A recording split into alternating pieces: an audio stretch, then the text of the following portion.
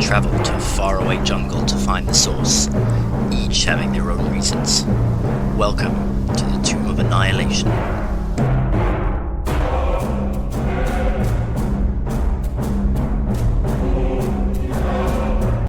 We were in the middle of combat, I think. That's right. So, exactly. Welcome back, everybody. You know, after a small break. So just a quick recap. In our last two sessions, our party, Fortune's Favoured, have been in the process of eliminating the pirate menace. They first headed out to the anchored ship using water-walking magic and eliminated the threat before moving in a coordinated attack, setting off a bomb inside the hull of the docked ship, while the other portion of the party moved close to the fort within the cave. We left off with the bomb exploding throughout the cave and the party engaging in combat with a group of pirates within the fort itself.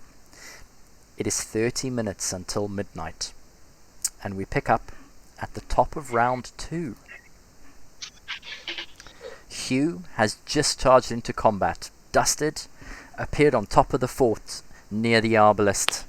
Vargo at the doors to the docked boat / bar, and the rest of you with Hugh on the north side of the bar area. Lunan, over to you, sir.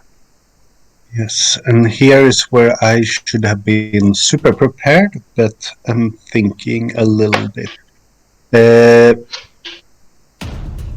I believe I still have this sword in the background there. You do? Is it within 20 feet of any creature I can see? The orc in front of you? Well, 1, 2, 3. Yeah, I could actually get up and stab it in the back. Mm-hmm. Yes, you could. And that... So I'm... Yeah? Yeah, no, I was just going to say, that orc is called Heel. Can you guys actually see his... You can see his name on the map, can't you? No. Oh! Let me see. Oh yeah, I can't either. That's fantastic. Excellent. So we don't get anything spoiled. Yeah, no, that's brilliant. Okay. Off you go, Yes. Lunan. So I will stabby stab him a bit in the back. Okay. Let's see if it works. 14?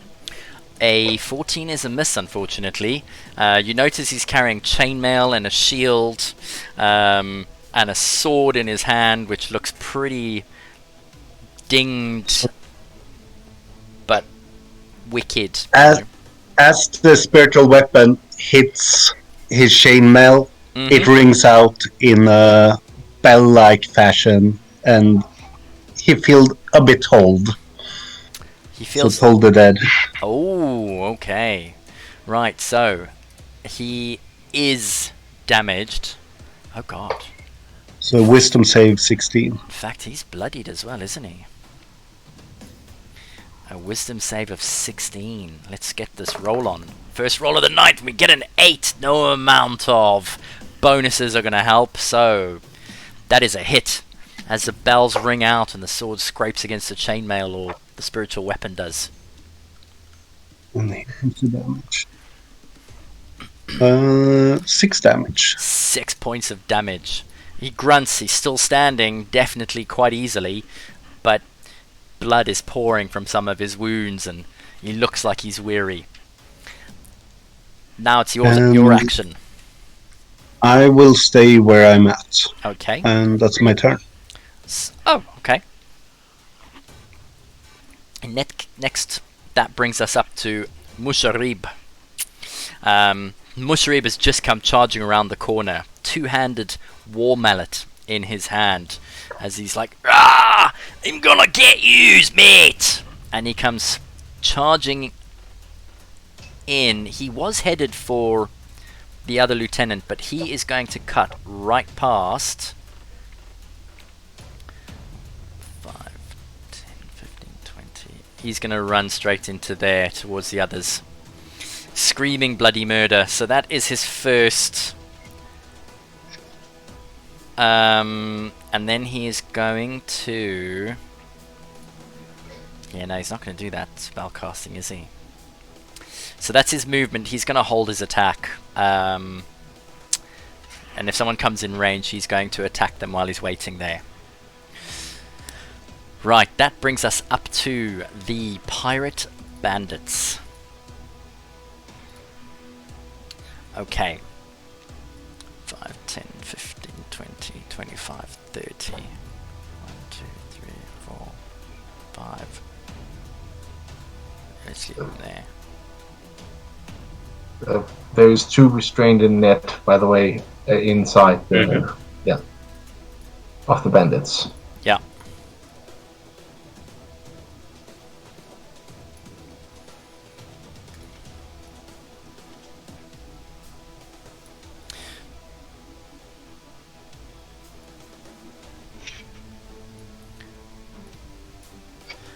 Okay, I'm going to move them first. He's out, he's restrained. Let's do the restrained ones first. So they are going to use their action to try and break out of the web. He gets a 19. The second one in there with him gets a 17. And that's... Both make it. Okay. He's gonna... That difficult terrain, so getting out of the web, 30, it's double, isn't it? So that's 10, 20... Oh? He's gonna... Okay, they're both gonna move out of the web to there. Right, then, the 2 at Musharib, 2 of them managed to make it, but he will get 1 swing. So who wants to roll an attack for Musharib, please? He gets +2 plus... Where is his... Oh, he gets +4 to hit. And it's 2d6 plus 4 damage. Who wants to roll for him while he's holding his attack? I'll do it. Yeah, go on.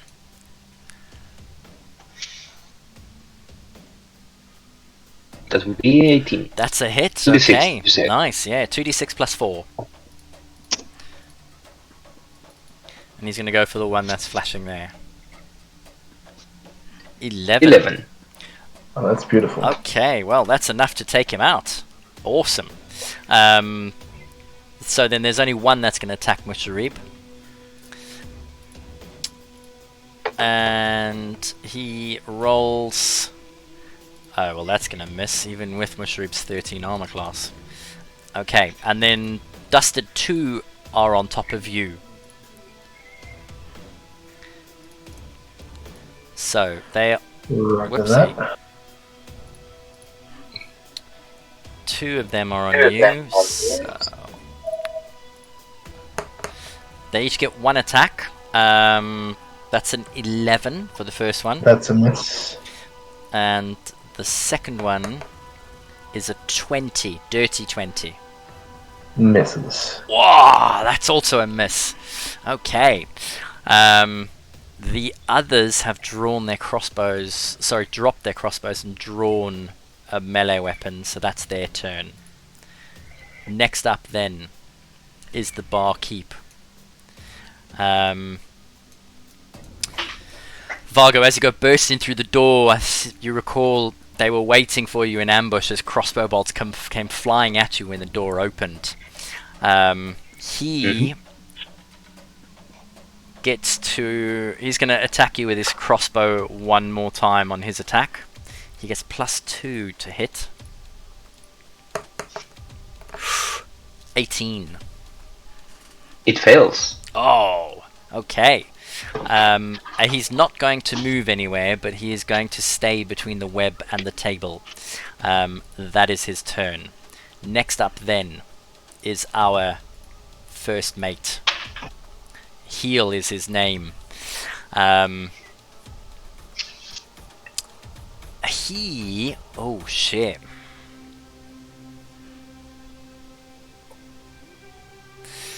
Okay, he is going to... Yelena, he's going to attack you longsword, and he's going to shield bash Hugh. Oh, yeah. So he's going to get 2 attacks on you, Yelena. Yep. And the first one is a 25. That hits. And the second one is a 23. Yeah, they both hit. Okay. In which case, that's 2d8 plus 8. Oh. I rolled a 3 plus 8, so that's 11 points of damage for you. And then he's going to shield bash Hugh. Mm-hmm. Oh, he gets a 15. Oh, I need to... Oh yeah, I have Check blast the on. concentration. I'm glad that popped up. I believe you missed an attack, DM. I dropped bless. That's Okay. a shame. Which attack? You only did damage once, I think. I rolled 2d8. He Where- does... His longsword does 1d8 plus 4. So I just rolled, because I hit her Oh, twice. right. So he hits her That's twice for 11 points of damage, and then he shield bashes and just manages to hit Hugh Hackenstone. The shield does 2d4 plus 4. So the shield does 8 points, and Hugh is a dwarf, so he's a medium or small creature. He needs to make a DC 15 strength saving throw or be knocked prone. Who would like to roll a strength saving throw for Hugh Hackenstone, please? 40.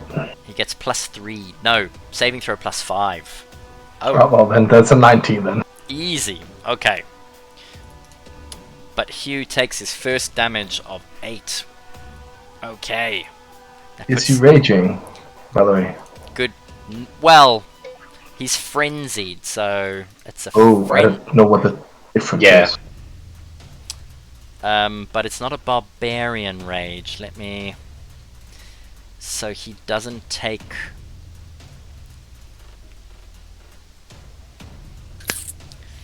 he gets +2 on initiative. He's always reckless when he's frenzied. He gets an extra 10 feet per turn, and is... Oh, he gains resistance to all non-magical damage, so it's halved immediately.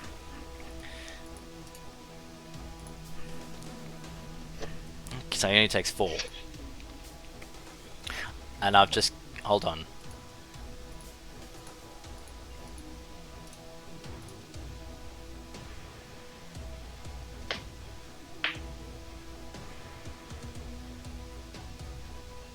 Oh yeah.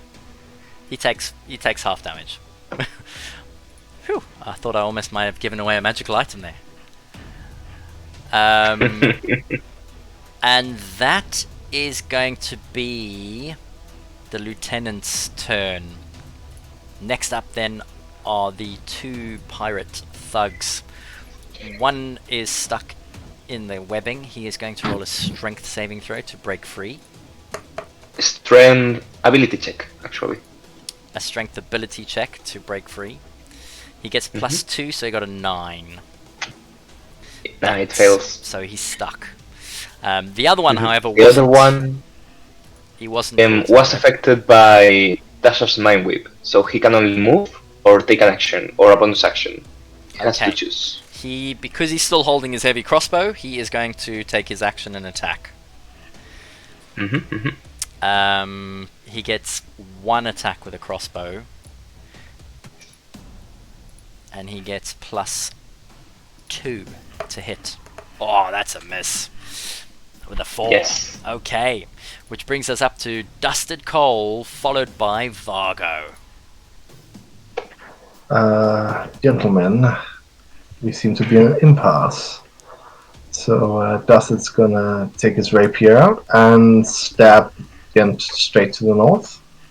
Yep. That's an 11.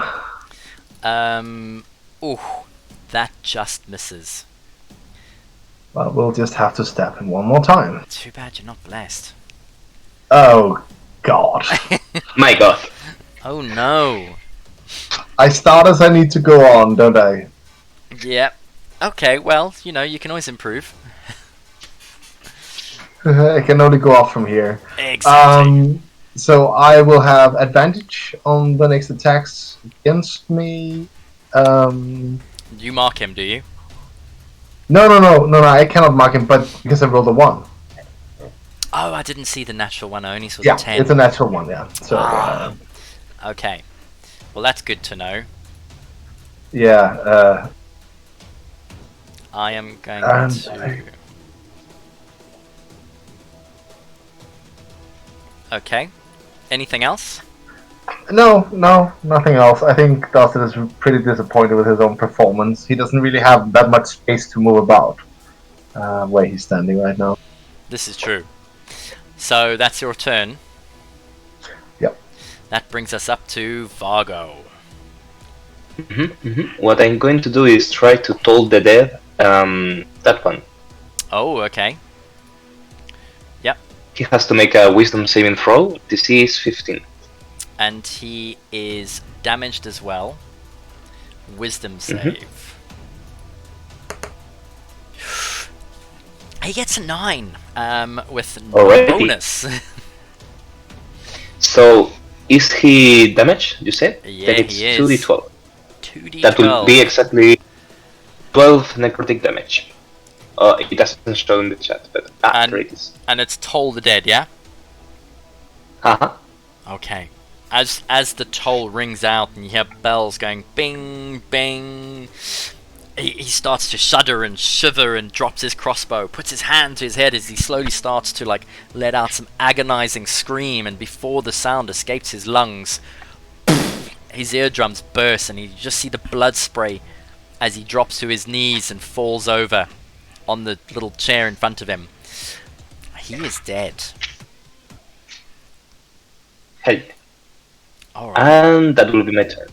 Okay, that brings us up to Yelena, closely followed by Valrus, and then Hugh. Mm. Come on. Yelena's gonna try and hit the guy in front of her. Hitting her twice. Okay. Oh. Yeah. Oh. Wow. A 28, that definitely hits. She's gonna smite him. Okay. Where's the... I can't remember how many... Is it 3d8 for level 2? Yeah, because it's 2d8 for Two for level 1. Yeah. Yeah. Where's the...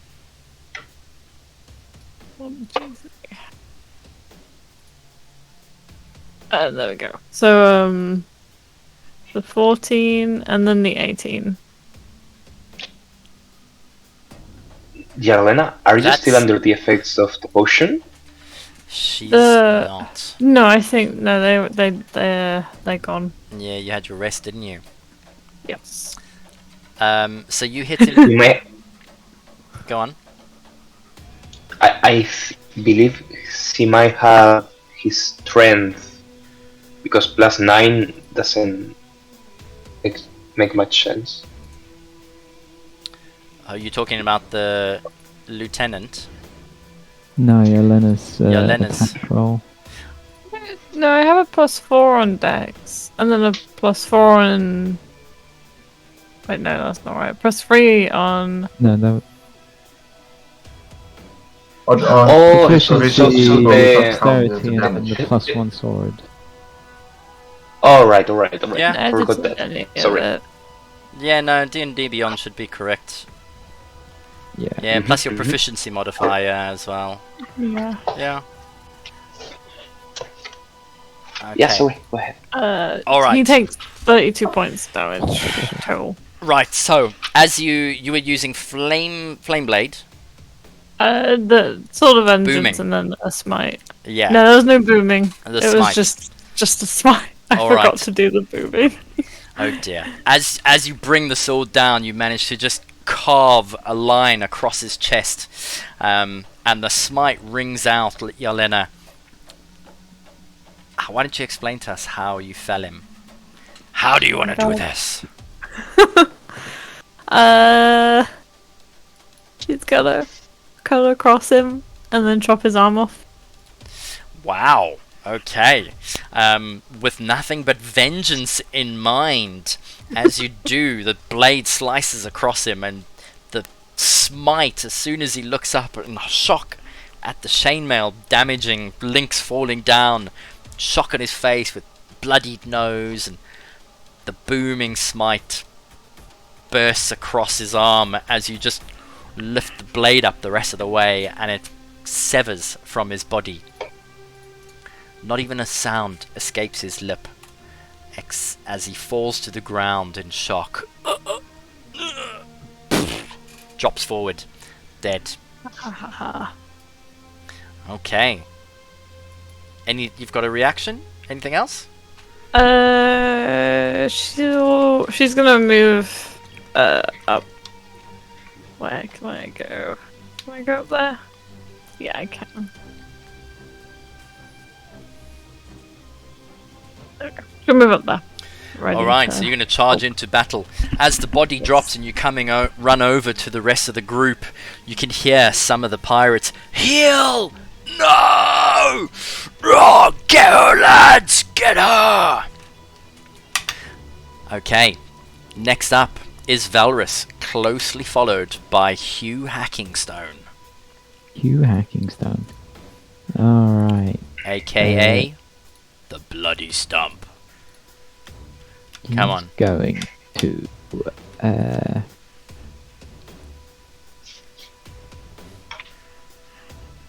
go up to this window and try and shoot someone in there. Okay. Looking through the window, there are two pirates who look like they've escaped the webbing. And there's the barkeep who's just watched the guy next to him fall over dead as his eardrums burst. There are also... There's a guy slumped on the bar counter who hasn't stirred at all, as well as the one on the table. And there's a thug that is caught in the web. Alright, I will focus on the southmost one next to the web that escaped. And throw a firebolt at him. At that one. Okay. Go ahead, good sir. You need a... Well, a 26 will definitely hit. Yeah. Oh yeah! That's gonna be 6 damage. 6 points. Woo! Okay. He's still standing, but That's fine. he's bloodied. Good. I will duck behind the window. Okay. Is that your turn? Yep. Alright then. Next up is Hugh Hackenstone. And he looks around as you just see like froth at his mouth bubbling away. Yelena goes running off. The body of the big half orc in front of him has just fallen down. 5, 10, 15, 20, 25, 30.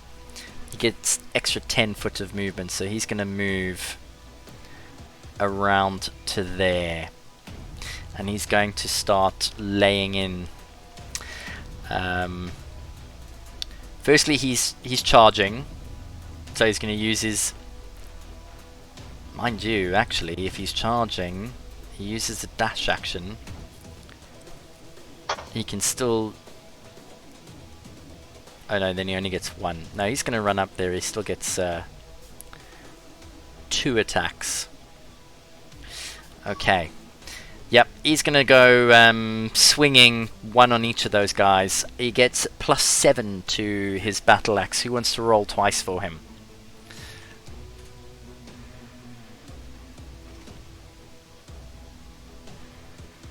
Anybody? Don't jump all at once. Luna and Jelena hasn't rolled for an attack yet. Okay. Or Valrus. Go on, Lunan. One for you and one for Yelena. Here we go with 1. 18 plus 7, Holy- so 25. Okay, yep, that definitely hits. 20 total. 20 definitely hits. D8 plus 5 from each of you, please. Gonna murder them.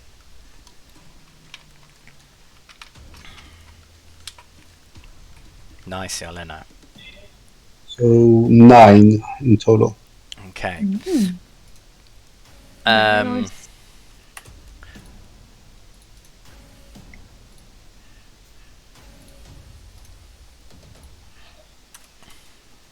Okay. As he goes charging around, "Roar! Go on, motherfucker!" As he starts swinging his battle axe at 1 and 2, cleaving both of them apart. You notice, Lunan, the first strike, when he hits it, the body actually lifts up slightly in the air with the force of the hit. Slams down on the ground 5 feet away from him. That is going to be his turn, which brings us to Lunan. Top of the round. Round 3.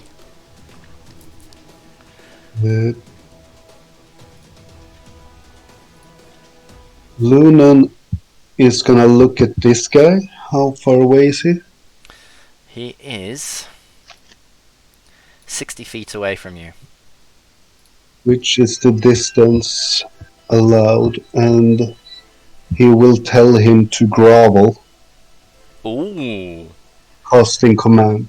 Casting command. Okay. I'm gonna share it if I find it.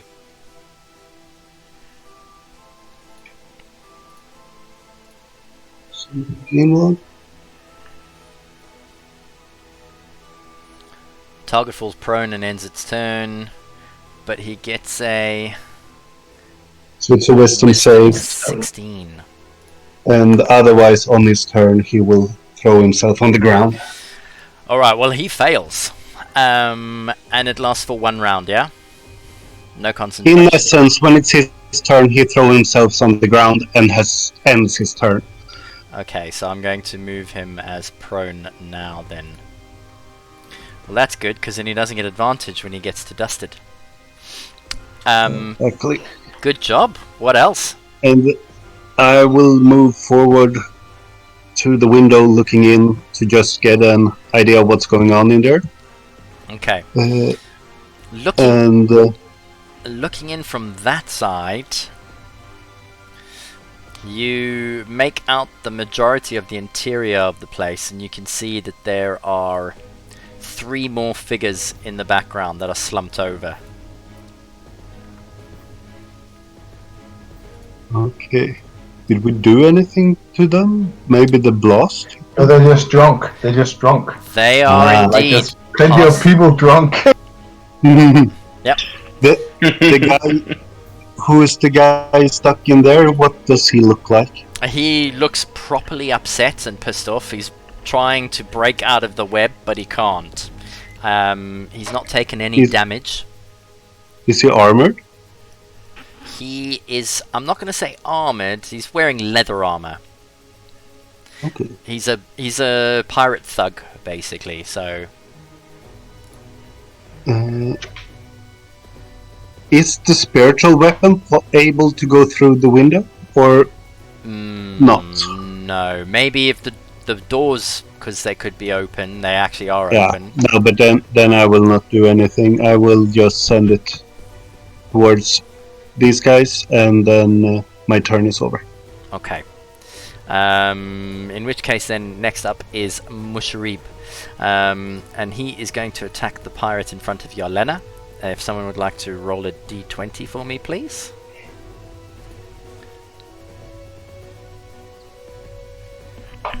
He gets There plus you go. 4. 19, that That's, hits. 19. Yeah, 2d6 plus 4. So that is 13. 13. That's good enough to kill. Wow. Nice one. Okay, the next pirate drops as Musharib ends his turn. Yeah. So then we've got 1, 2 plus the 2 on top. So they are going to move forward. I'm going to just move the bodies out the way. So Yelena, 1's going to go for you. Oh, he gets a natural 20. Not again. Again. Oh my god. Which means you take 11 points of damage from a critical hit. Okay, that's fine. As he steps forward, swinging his cutlass, you just smirk at him, looking at him, thinking, come on, do your worst. Whack! The cutlass tip manages to catch you just under the chin, and you look at him, and all of a sudden you just see red and think, vengeance, you'll be mine. The other one steps forward and swings at Musharib. Oh, he gets a 19, which is also a hit. So These pirates be rolling really well. Musharib takes 5 points of damage. Okay. Let me just make certain of one thing. Yeah, no, the pirates don't get pack tactics. And then from the top of the gangplank, you see some reinforcements. 10, 20. And then they use their dash action as well. Okay. Dusted, you can just about see them come running down and around. Speaking of which, the one pirate directly in front of you all of a sudden drops prone onto the ground as he starts groveling. The other one looks down slightly confused and, well, I guess I'll have to kill him myself then. And he rolls a 17. With advantage.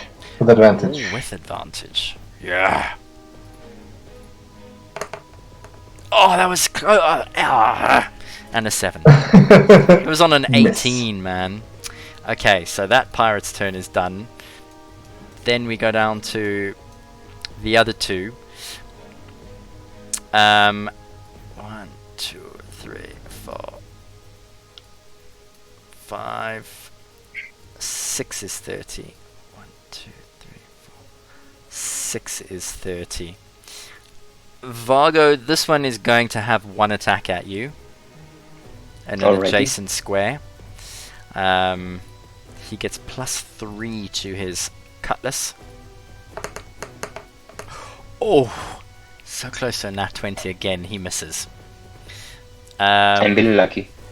That is the pirate's go. Then the bartender, as he looks, you've just killed his mate, who falls down, he looks up.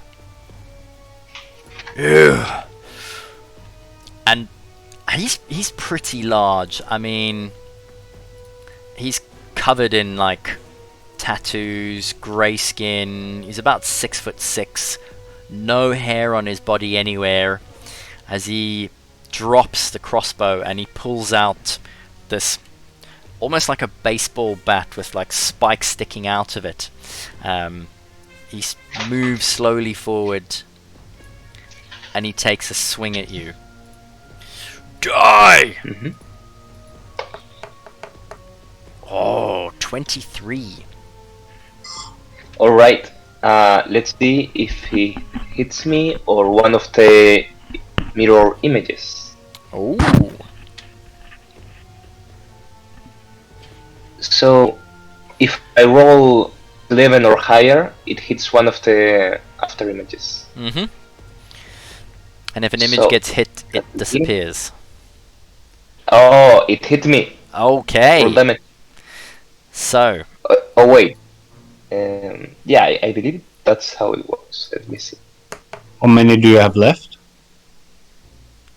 3. I think. 6 or higher. Yeah, no, so it hits me. okay. So then you take 6 points of damage as the club connects. That is his turn. Which then brings us to the thugs. there is the one that is in the webbing. He is going to try and break free again. Let me see, because I have to roll concentration. Oh, good point. Uh, Oh, you make it. Yeah. Yeah, you make Uh-huh. it. And the pirate... What did I just roll? 11, 12, 13. So he fails. Then from the walkway above...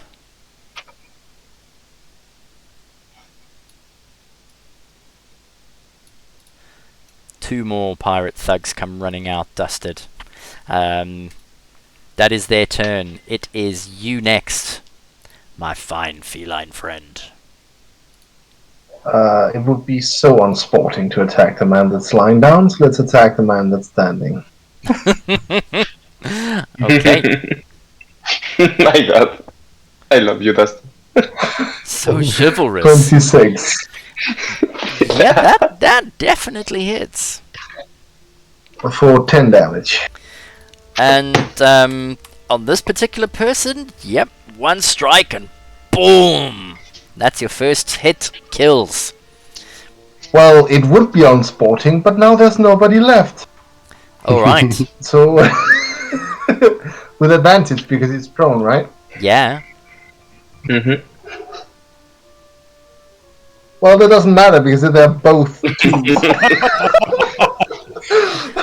Dustin Dustin- stays to Dustin his just- principles.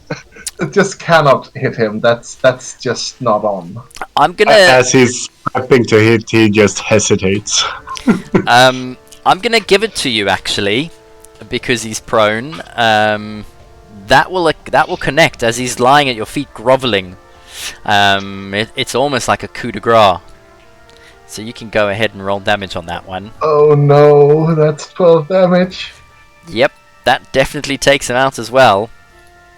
You've just slaughtered two pirates who didn't really do much to you, did they? How do you feel? Well, Dustin's gonna move to the northern railing here Tactfully. and just take a quick look at the ship. Which ship? The one that's burning that he exploded earlier. Okay. As you look out across the harbour, you can see that the centre portion of the ship where the explosion went off is split in half down the middle. Flames are rising and the wood is burning, but the ship is almost, it looks like the letter M, where the bow and the Yeah. stern are the points and the middle is kind of sinking into the water. However, the two parts of the ship are still anchored or tacked onto the dock itself. So they're kind of being held above the water, but you can see that if it doesn't start to fill up with water, it's going to burn through. Dustin is gonna look and realize that he forgot the flag on the ship Mm-hmm. and grits his teeth. Mm-hmm. And then he's just gonna spend the rest of his movement moving a little bit back and forth, realizing that he probably has to get down there and get it. Okay, so, I mean, you could jump. Yeah, it's still 30 feet, so he's just hesitating at the moment. God damn it, you So, saw the yeah. height. Okay. Is that your Just break turn? my legs. Just break my legs on the way down. Yeah, that's my turn. But you're a cat, you always land on your feet. Yeah, that's the problem. I would rather land on someone else's feet. Yeah, Vargo. Alright, that brings us up to Vargo. Alrighty. As a bonus action, I will make Arky disappear for this combat. I want Okay. him to be safe. Mm-hmm. And as an action, actually, I think I'm gonna dodge. You're going to lurch. Yep. Dodge. You're gonna dodge. But of course. Dodge. Very dodgy. Mm-hmm. Super dodgy. So you're not going to attack, you're just going to stand there dodging. Or Yes. effectively you're going to pull a dusted. Basically. Okay. Which then brings us to Yelena, closely followed by Valrus. Yolena, as the blood mist descends over your eyeballs, this scoundrel in front of you dared lay hands on you. Oh boy. She's gonna use, what's it called? Green flame blade? Mm-hmm. Yeah. And attack him. Okay. And then have the flame, if she hits, the flame will jump to the one in front of Musharib. Yep. Got you. I would have done the same. Yeah. Yeah. 24. A 24 hits. Hell yeah. This is that. And then... What's this? Oof. As you cleave the body from shoulder to sternum all the way down, the booming green flame jumps from the sword and lands on the next pirate bandit. I think it's also a D8, is it? Yeah, so my attack does an extra D8 because I'm level 5. Right? We are level 5? Yeah. Mm-hmm. And then the one... the bit that jumps does a D8 plus my charisma. Your charisma modifier or your spell modifier? I think it's the same because you're a paladin, isn't it? Yeah, And yeah. is that my, plus yeah. 3? Yeah, so I'll do a 1d8 plus 3 for the... So that's 4 points to the guy in front of Musharib. And then 19 to the one in front of Yelena. Okay, I already called the one in front of you dead he's dead. before you Oh, rolled the D8. Even so, more dead. So I'm going to take the D8 roll as the green flame blade jumping across, because that was your Okay, first D8 okay. roll. Which means then, plus the 3, the green flame blade actually kills the other bandit as well, the other pirate. As you cleave the one in God. front of you, flames burst across next to him, to his mate, consume him as he screams, "Ah!" And the flames sort of like run down his throat and nothing comes out except a croak and then a death. Oh my god. Is that your turn? Do you want to do anything else like move? Yeah, I'm just trying to figure out where everybody is. Roll a perception check for me. Yeah, I think. You need a 13 to spot the guys on the bridge. Yep. Even though you're in the midst of combat, you've seen 4 pirates come running down the gangplank from the darkness on the other side. They look like they're heading for that door. Yeah, she's gonna run to the entrance of the tavern, which I think is like there. Mm-hmm. Ish. Yeah, and that's her turn. Okay. Which brings us to Velrus. I'll move to behind Vargo. Okay. Put myself on the other screen. Over there. Mm-hmm. If I can see the big man. You then- can. Absolutely, yes. As you look inside, you can see a 6'6" behemoth of a bartender. Okay. He's wearing Okay. a thick leather apron. He's got a wicked club in his hand. There's a heavy crossbow lying on the ground behind him. See, I'll go over there if I can. I would like to shocking grasp him. So you're going to move there on the There's a adjacent wall. square, and you're going to lean Yes. into, let's say, the open door, and you're going to shocking grasp him through the Yep. adjacent. Okay, I'll allow that. Alright. Go ahead and roll. Oh, It's an that 18. yeah, that definitely hits. As you look at him, you can see he's elderly, you know. He's an elderly Goliath who is quite tall and slightly rotund. He's wearing leather serving apron over a white shirt. He's got like dark 3/4 trousers and leather boots, and he's got a herringbone grey and brown flat cap on his head. As you lean forward and you basically just tap him with your finger, lightning all of a sudden bounces and extends onto him. And he takes 11 points of damage. Okay. That is the first damage he's taken. And he looks quite surprised, actually. Does he get disadvantage on a roll or something with Shocking Grasp? He doesn't get reactions, which a would reaction. be for Vargo to get away, but that's only until the end of his turn. Okay. So it won't really make a difference, but, you know, I guess Valorous wouldn't really know. Alrighty. Anything else then? No, I can't really. Stuck. Okay, if that's your go, then we move to Hugh. And as Hugh looks around, Yelena, he can see you running to the door. He is going to follow in your footsteps. 1, 2, 3, 4, 5, 6 is 30. And he still gets another 5 feet of movement, so he is going to move into the room. There. As he casts around and looks about, that he's going to use his action to dash. Okay, so he's going to get to there. Right, that brings us to the top of the round then. And it's Lunan.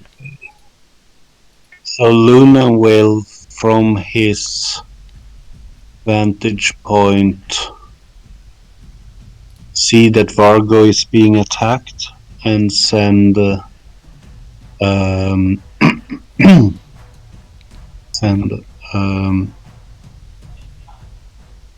words are not finding me, a guided bolt into the back of that old Goliath. Oh, okay. From the window, firing across at the Goliath. Go ahead and roll. A 23. That hits. So 4d6 radiant damage for 18. That is pretty good. As the guiding bolt slams into him, and you can almost smell the skin cooking as it hits him. He is bloodied. He's still standing, but he's not doing well. Good. And then I will walk to be able to help the people inside, or at least what's going on there. So we go 1, 2, 1.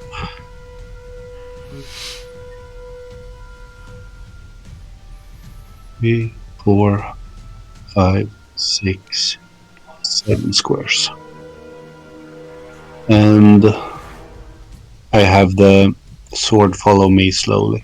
Okay. And that's your turn? That's my turn. Alright, next up then is Musharib. And Musharib is going to... As he looks around, he can't see any other enemies where he is, so he is going to 1, 2, 3, 4, 5. Let's put him there as he follows you in. And he's going to use his action to dash just in front. Alright, which brings us to the pirates next. 1, 2, 3, 6. 6. 1, 2, 3,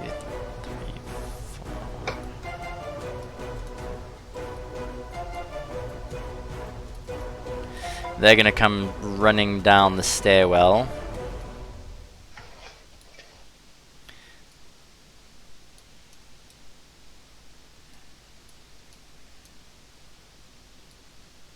Okay. Then the ones down on the bottom over here. Oopsie. He's gonna move out to there. Fargo, they're gonna attack you. I'm sorry, man. They have disadvantage. I tried. Okay, both of them have disadvantage, yeah? So the first Mhm. the first one who's hidden next to the bar counter gets a 7. That's a miss. And the second one who comes outside on the Mhm. door, oh mate, an 18 and a natural 20. So the 18 is a 21 to hit. Alright, let's see if it hits the duplicate. Mhm. No, man, it hits me. Oh yeah, dear. Go for it. So that is 8 points of damage. Alright, taken, and I have to check for concentration. I do this with advantage, so thankfully. Okay, concentration is good to go. How much damage? 8. Taken. Okay. Then next up is the bartender, Bosco. And he is going to take 2 attacks.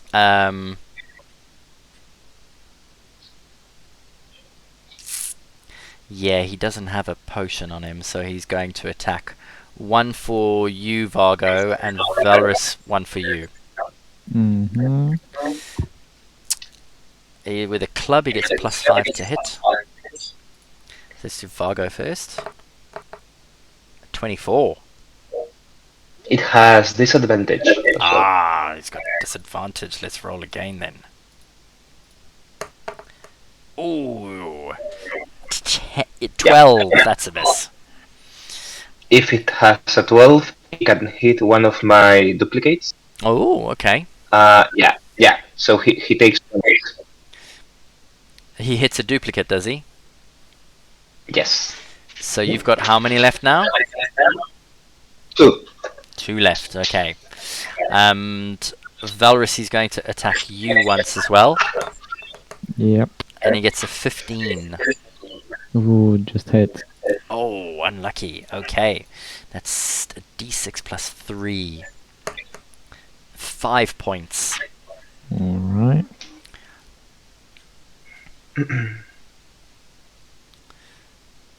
Okay. Then next up, the thugs. So the one in the net is going to try and break out. Oh, finally. Yes. Okay, he manages to break out and he moves there. That is going to be his turn. Then the Nice. 2 on the walkway are going to use their turn to run down. So 1, 2, 3, 4, 5, 6. 1, 2, 3, 4,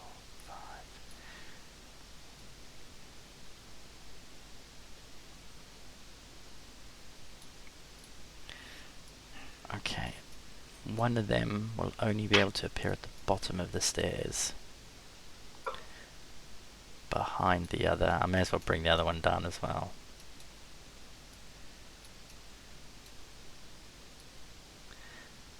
He's down there, okay. That is everyone. That brings us up to Dusted Coal. I have an administrative question, Okay. and I hope that everyone can help me with this. But does Dusted still have the code, the Dimension Door code? Yeah. Yeah, I Yes. think so. Yes. Because Dusted is gonna really, really wish he was on this part of the ship right now. Roll a perception check for me, please. Okay, Or Arcana. definitely not Arcana. Yep, doesn't matter. You try and activate it. You're not 100% sure how it works. No matter what you try, nothing happens. Well, then Dusted's gonna jump. Oh shit. Okay. Where are you going to jump to? He's gonna jump to the top of the ship here first, Okay. and then further down. Then I need you to roll 2 athletics or acrobatics checks for me.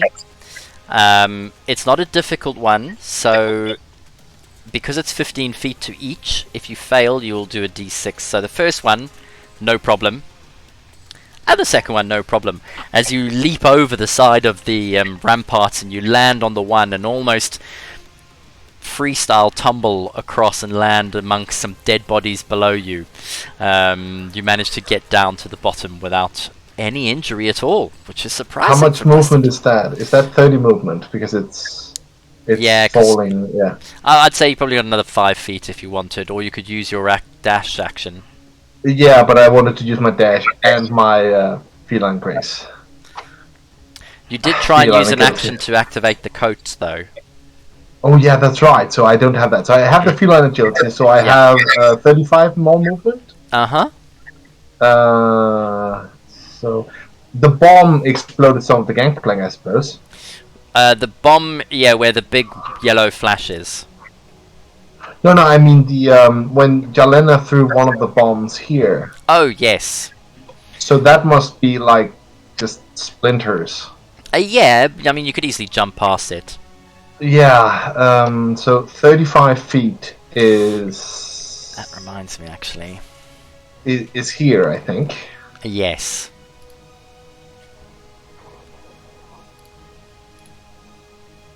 Do you want me to roll something for jumping over that gap? No, you've already rolled 2 really good checks, so given that it's like movement in one go, no, you don't have to. And that's my turn. Okay. Why do we have giant down here? Why do you have what? One of the thugs. I see it huge.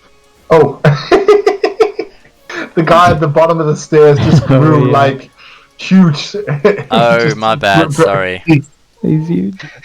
I was trying to scale the fire. He enlarged himself. Yeah. Yeah, we are going against knight here. Druga could do it because it's actually in darkness, that little bit of stairs. So yeah. Alrighty. Then that brings us to Vargo, without the big thug on the map. Alrighty. I will try and finish what Lunan started and kill that one with Toll. With Toll the Dead. Mhm. Okay, that's a wisdom saving throw. Yes. Oh, he gets a 9! That is a miss! Alrighty. That's 2d12. Yes, indeed. 24 damage. So 8 damage. 8 damage is enough to kill him, actually, as the bells sound out again, as the eardrums can't resist bursting and he falls to the ground. Urgh! Splat! Alright, and What I else do you return do? to my defensive position and Holy. Okay. Alright, in which case that brings us to Yelena. You look around, Yelena. No more enemies in sight, but as you do, you look inside the tavern doors and you can see them come running down the stairs towards you. Oh my god. I'm just having a quick think, because I know my health is relatively low. Before she goes anywhere, she is going to drink a potion of healing. Okay. Good choices. Yeah, good choice. Is it just a normal healing potion? Yeah, just a common one. Okay. So what? 2d4 plus 2? No, it's a full 10 points. Oh, full 10. Oh, okay. Yep, our healing potions are always going to be max. with the action, I think. Mm-hmm. Oh. So that is an action to uncork, drink, and you heal the full amount. Yes. Just. I think that is all she'll do. She won't walk in. So you're going to Just hold yet. fast, stand your ground. Yeah. And if she sees Hugh, because I think he was near her. Mm-hmm. He's actually running just ahead of you up. Oh, there he is. Oh, okay. Yeah, he's inside the the venue, the pub. Okay. Well, if he's there, then she will move 2 steps forward. Okay, 2 Ready. steps forward is going to put you right in front Inside. of another bandit. Yeah, that's fine. She's got not Russia Hugh. My god, that's Hugh. Can I move your token to the other Yeah. square? Oh yeah, thank you.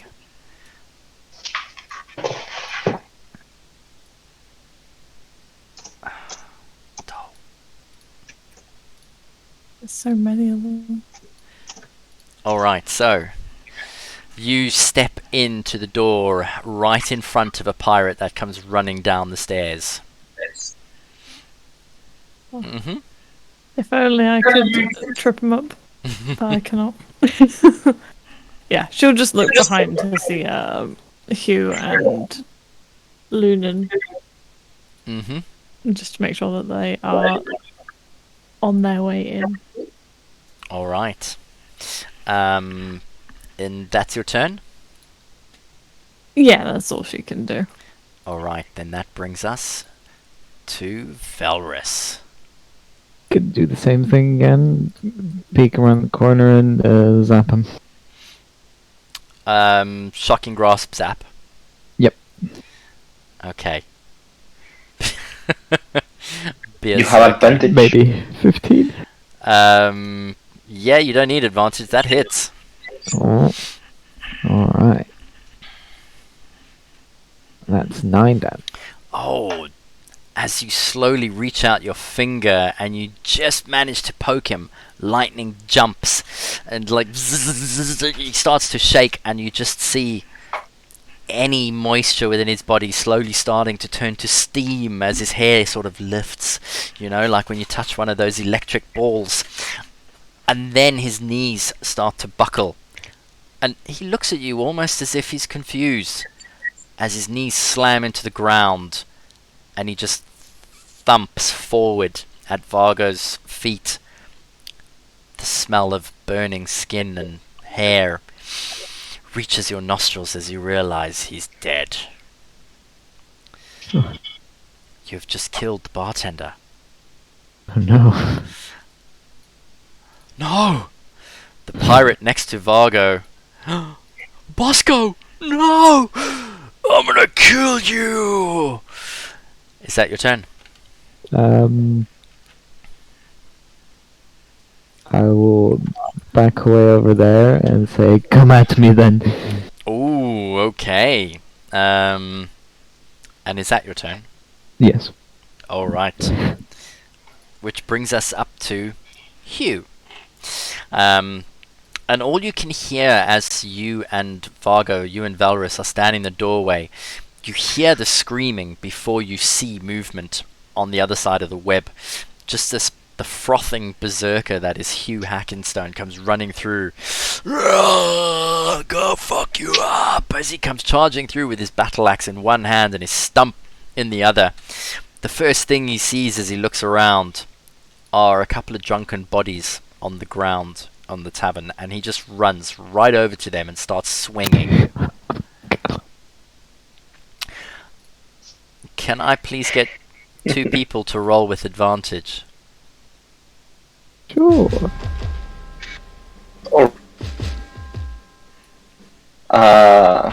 Yep, Vargo, that hits. Velrus, 18 plus something. yep, those 2 hit. If you could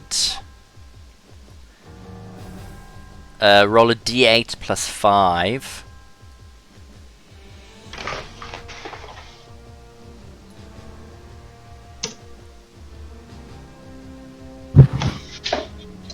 Oh, That will be 11 and 12.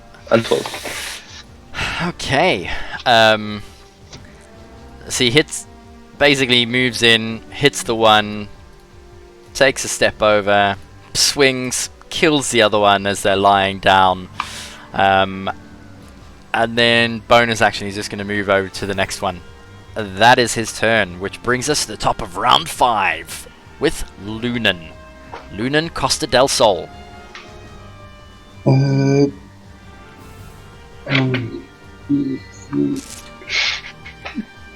So I'm putting the sword forward, and then I'm walking somewhere around there. Then I cast Spirit Guardians. You're gonna cast what Guardian? Spirit? It's Oh, a third yeah. level spell that gives a protective aura around 15 feet, Uh-huh. in which any enemy that enters it will be damaged, or if they start their turn on it, unless they manage Shit.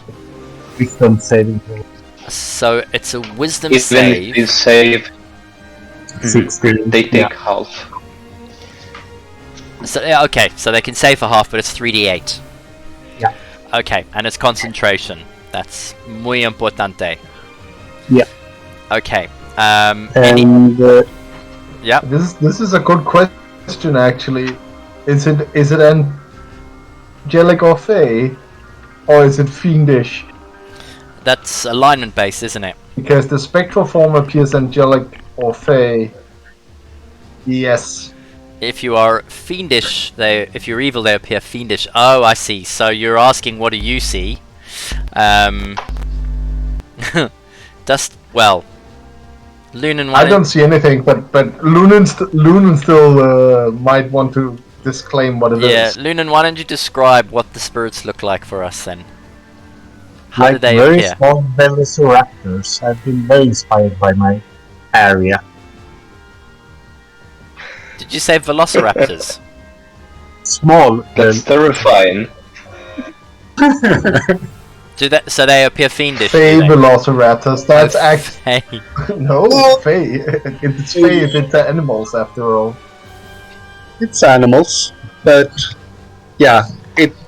Imagine the scene of the beach on one of the earlier Jurassic Parks. Jurassic Park. Oh god. No, please don't. Oh, I hate that one. Is that the beginning where the little children find the? Yeah. Yeah. That number 3, I think. Ones. Okay. Think of this area just crawling with even smaller of those. Awesome. Nice. Jumping, flying through the air, kind of. Okay. Anything else? No, that's what I can do. I think I will stay where I am now. Yeah. Okay. In which case, that brings us to Musharib. Musharib is going to... As he steps into the doorway, Yolani, he's going to just move past you, and he's going to stay there, and he's going to try and attack the pirate in front of him. Does someone want to roll a d20 for him, please? We can roll. Plus 4. 16. Yep, that hits. 2d6 plus 4, please. 2d6. Oh, 13. 13 is enough to cleave the part. Well, actually, bash his skull in because he's using a hammer. All right, good job. That brings us.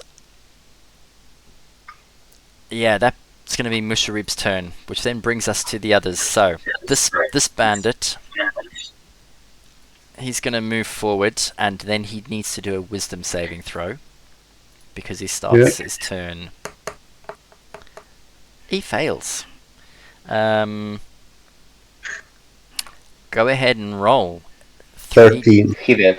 13 as the necrotic damage starts to pass through his mortal form. It would be spiritual then. Radiant. Oh, thank God. Oh, it's based on your alignment. Oh, not the creature's alignment.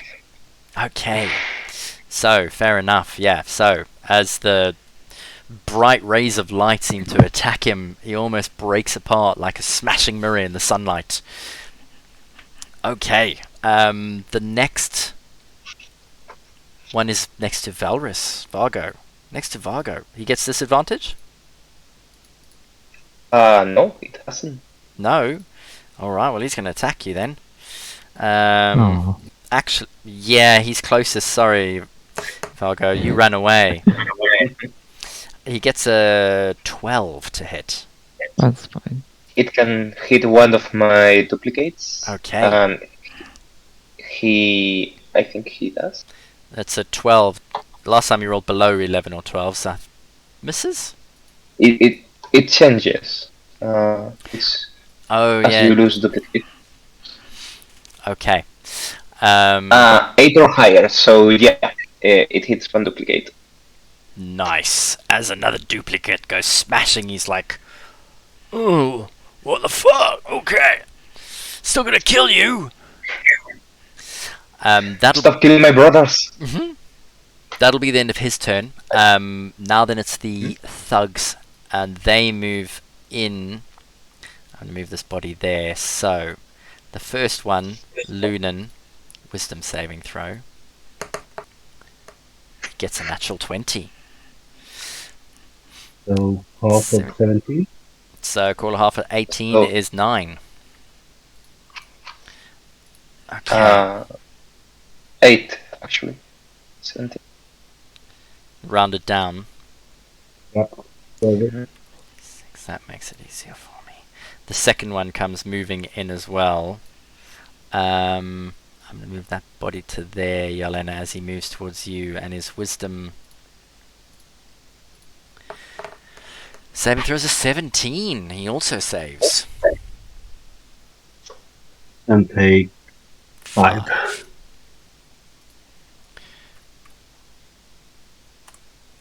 Okay. I think there's one thug there, and this one is going to move up behind Musharib. Okay, so Lunan, the one is going to try and attack you. Yep.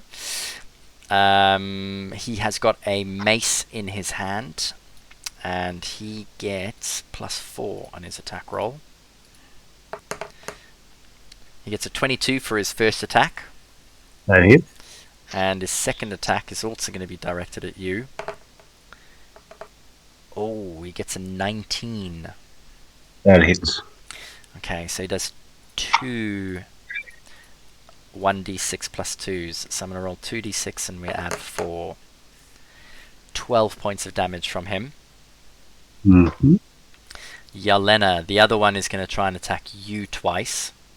So I'll roll 2d20s. A 16 and an 8. No, neither hit. Okay, and then the other one is going to run up behind Musharib and attack him twice. First is Oh an boy. 18, which hits.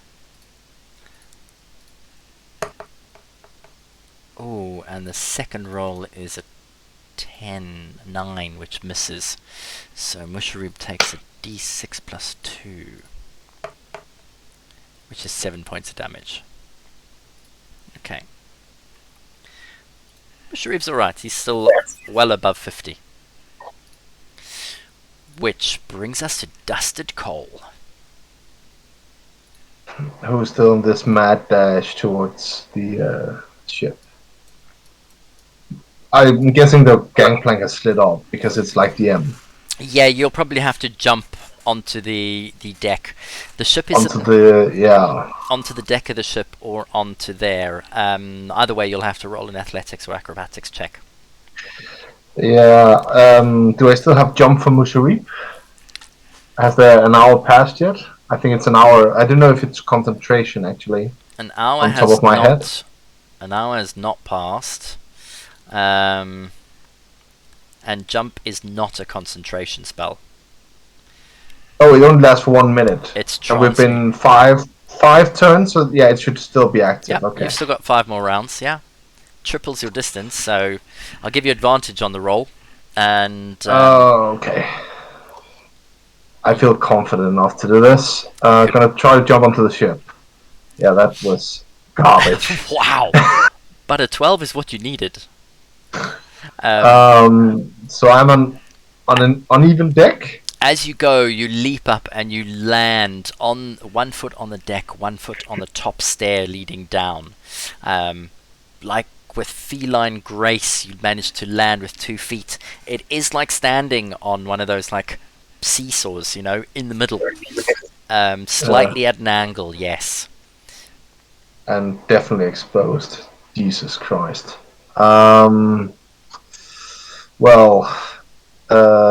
I think that was actually my full movement. This.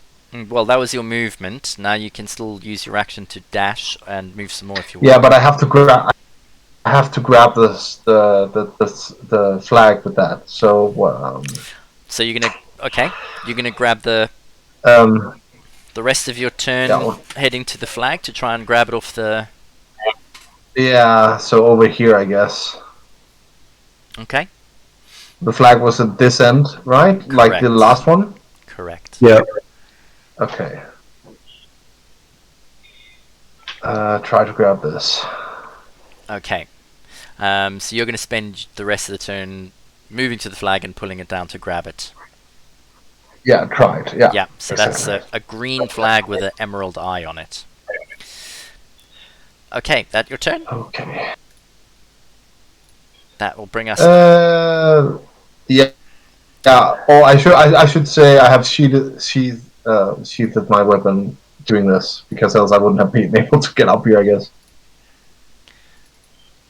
Yeah, that will bring us to Fargo. I will try to end this one up. Toll the Dead, wisdom saving throw, please. Against, sorry, which one? The one next to the one next to me. Okay. Wisdom. Oh, he rolls a 4. That's definitely. I don't believe he's damaged, right? He is not actually. You're correct. Alrighty, that will be 8 points of damage. Okay, he's still standing, but barely. He's bloodied. He's pretty annoyed as well, seeing as you've just killed his bartender mate. Anything else? Yeah, I will move up to there. Mm-hmm. And that will be it. All right. Next up then is Yelena, followed by Valrus. A green flame blade. She's gonna attack the pirate in front of Lunan. Oh, okay. And then green flame blade to the other guy. Yes. Yeah. Perfect.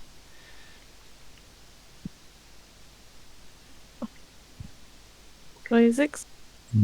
26 definitely hits, yeah. So this one takes 12 and 15 total, and then the other one takes. Oops. Oh wait, plus 7 points of fire damage, I think. 7 points. Okay. The one that you hit is now bloodied, not looking in good condition. The one in front of you that had the flame blade is still standing pretty healthy. Anything else? No. That's all. Okay, that brings us to Valrus. I'm gonna try and finish off the one next to Vargo with a firebolt. Oh, okay. That might not hit. 11. An 11 hits. Oh. See then. Ooh, 15. Whoa! As the firebolt flies and slams into him, he's practically engulfed by flames as you see his face slacken as he realizes his fate. But yeah, that definitely kills him. Which brings us... Yeah, sorry. I will also move over there, and then I can go over there inside the tavern. Okay, perfect. Which then bring us to to Hugh. He's going to use one of his attacks on the prone guy and one on the thug that turned up. So let's get an advantage roll from somebody and then a normal attack roll from somebody.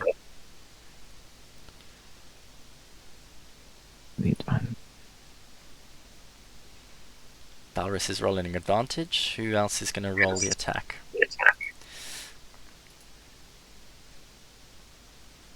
Or ignore mine, sorry. Okay. Oh, Balrus, yes, ignore it. Balrus, can you roll a d8, please? Yeah, Yelena, you rolled a... Was that a nat 20? that is a nat 20. Yeah. Bloody hell. Yelena, can you roll a d8 as well, please? In fact, stop. Wait. Valrus, did you custom roll a 19?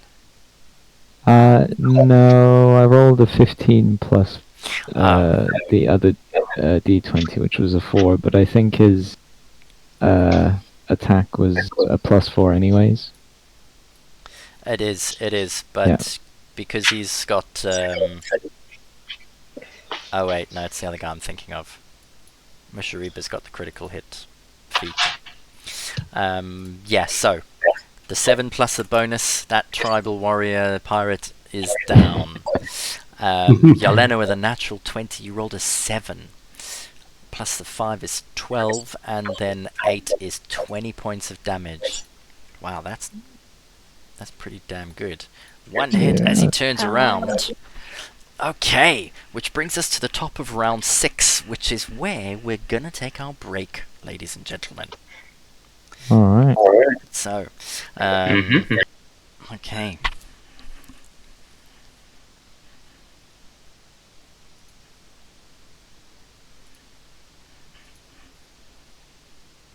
Everyone back? Yes. Valrus, Yelena? Nope. I mean, arr! Arr, Yar, arr, we're all here. me hearties. Go over there. Alright. So, Luna, did you get to add that circle? Yeah, it's there. Got you. Nice one. In which case, we are at the top of round 6. Our party has infiltrated the pirate hideout. Managed to kill off all of the pirates surrounding the outside, explode a ship. Dusted has hopped onto the Emerald Eye and grabbed the flag, and the rest of you, the majority of you, have entered into the tavern to clear out the remaining pirates. We're at the top of round 6, with Lunan in charge. We'll stay within reach of the guy, but make room for this weapon that will attack. Okay.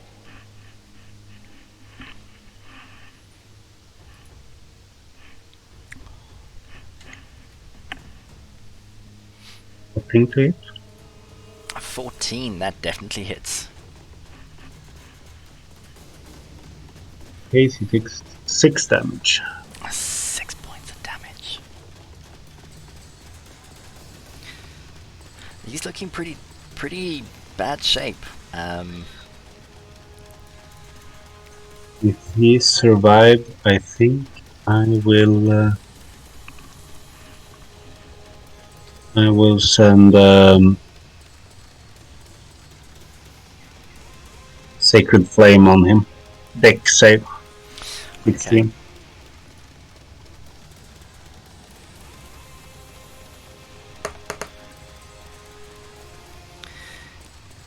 Oh yeah, you just gets a 9. No bonuses, unfortunately, for this boy. So another 14 damage. Oh, another 14 damage. The Sacred Flame flies directly towards him, burning half of his chest as he drops to the ground. He's dead. Nice. And that's my turn. Okay, next up then is Musharib. And Musharib is going to...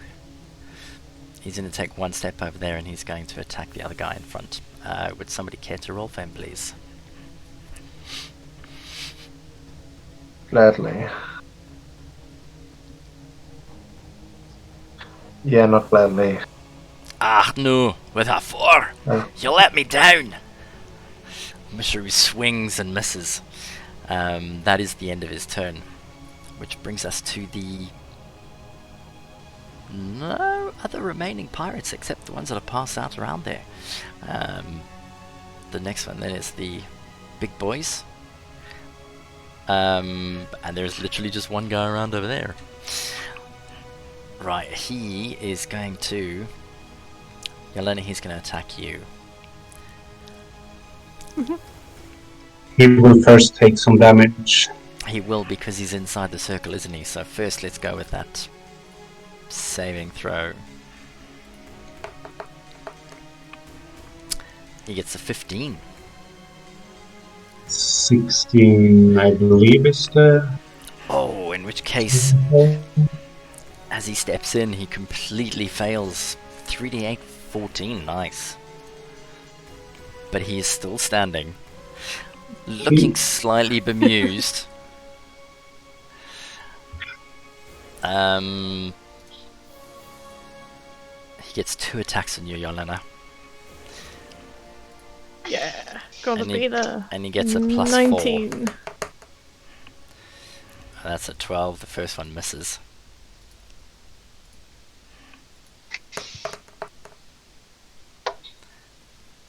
And that's a 16. Misses as well. Okay. 1 second, I've just refreshed my browser. Okay. Which brings us to Dusted Coal.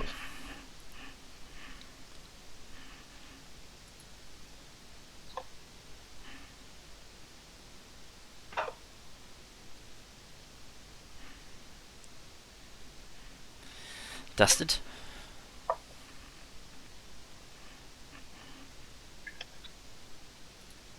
Yeah, sorry, I think I'm lacking a bit. Just replied to Valka that I didn't see the aura. I don't see it either. And Alright. it's disappeared off the other screen too. So it was Yeah, beyond. so I'm just updating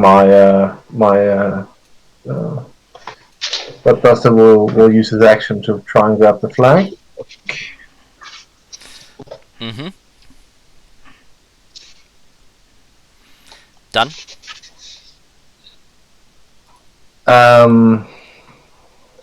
And I'm just waiting for my screen to come back. There we go. There's a captain downstairs, obviously, that we don't know if he's dead or not. Huh.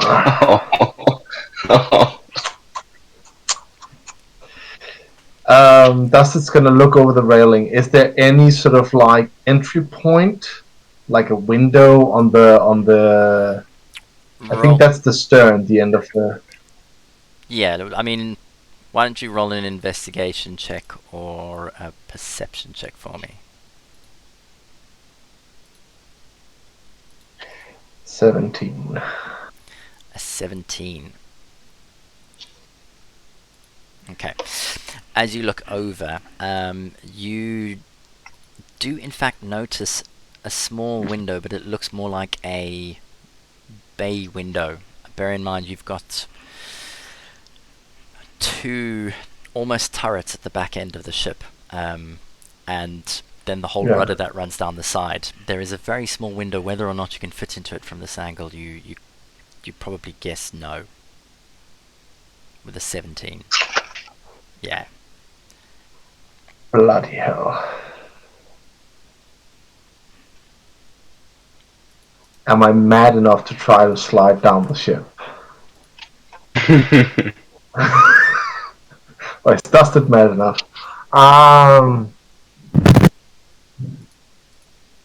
How much money was it for the head, for each head again? 2,000, I think.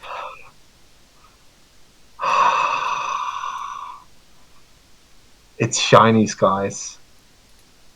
But you might have a very roasted kitty afterwards. Oh boy.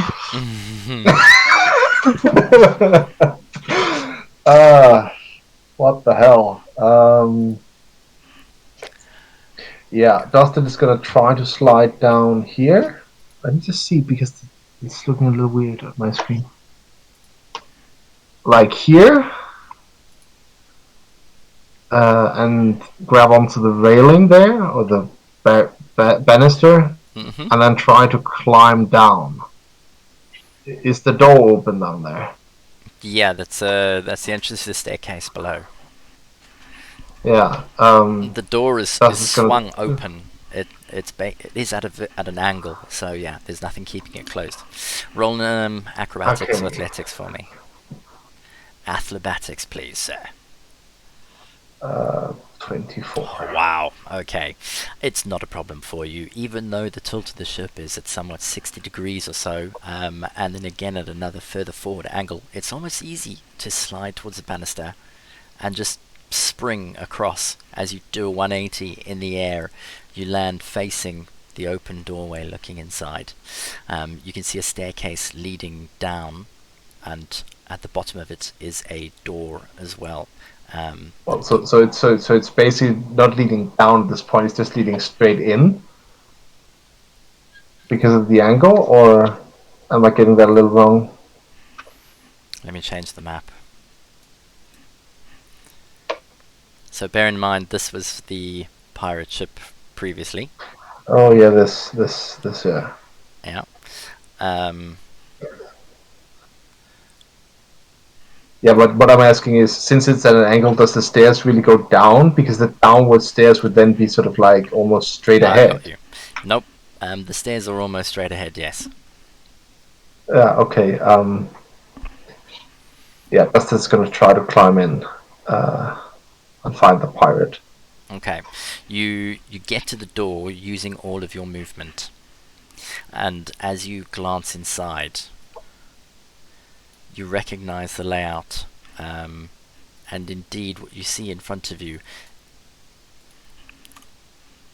is in fact the corpse of a pirate. He's lying there. It looks like he has died from... You can't tell. I mean, it's quite smoky. Some of the smoke has started to go out, but it looks like he's choked to death. Oh, okay. I was worried it was shrapnel. Just like this end just has blasted into him.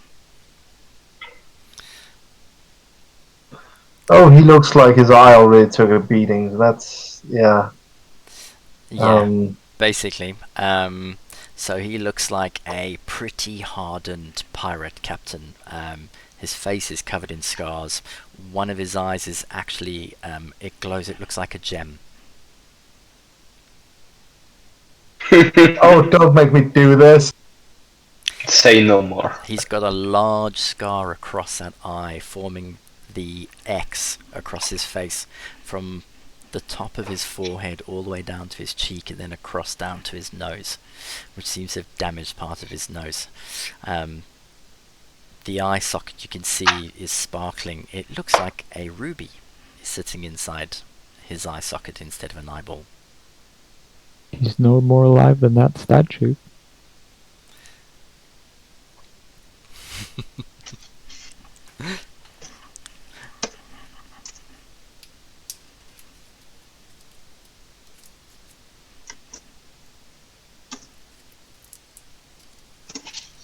He's still got weapons on him as well. Studded leather armor.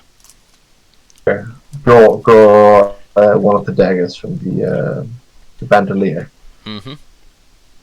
And prepare to dismember this poor pirate captain as well. I'm sorry, you said dismember or behead? Behead. Oh, okay. With a dagger. Well, I don't really have any other sort of like sharp weapons. If you're going this far, I might as well take the ruby. He's, Well, the rapier, yeah. he's actually carrying a scimitar on his hip, by the way. Well, that makes it easier. I give you that. I did say weapons, and you didn't ask what kind.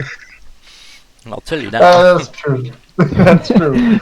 He's already started with a dagger. It's just like Dustin uses the rest of his you know, movement to pull out his gun. Dustin will have taken He out the starts dagger. Maybe even started using it. Notice the scimitar, feel silly, and pick up the scimitar. There we go. Literally, he starts Then stabbing. Mm-hmm. then does that thing's too easy and goes to the dagger again. Oh, I reckon it'll take you this turn and the next to chop off the head. Don't worry, it's not like it's on fire or anything. Exactly. So are you going to spend the next 2 rounds taking his head and looking and searching the body at the same time? I think Dustin acknowledges that he's in a burning ship. So... Shinies? Oh, damn you. Shinies! Yeah, he will search them. And Fine. and the dagger that he's carrying on his other hip looks like it's quite expensive too. Oh, you tempt me with your shinies. Well, okay, we're gonna search him as well. Chop his head off and then search him. Okay.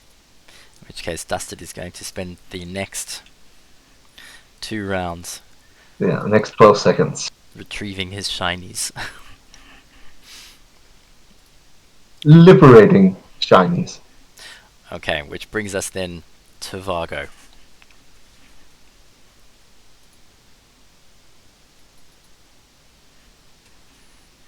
Over to you, good sir.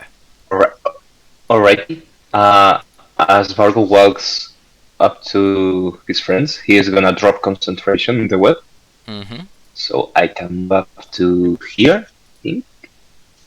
Mm-hmm. And he's gonna try to finish the one Yarlena has in front of him. Okay. So if you can do wisdom saving throw, please, Oh, it's for Toll the Dead. Toll the Dead.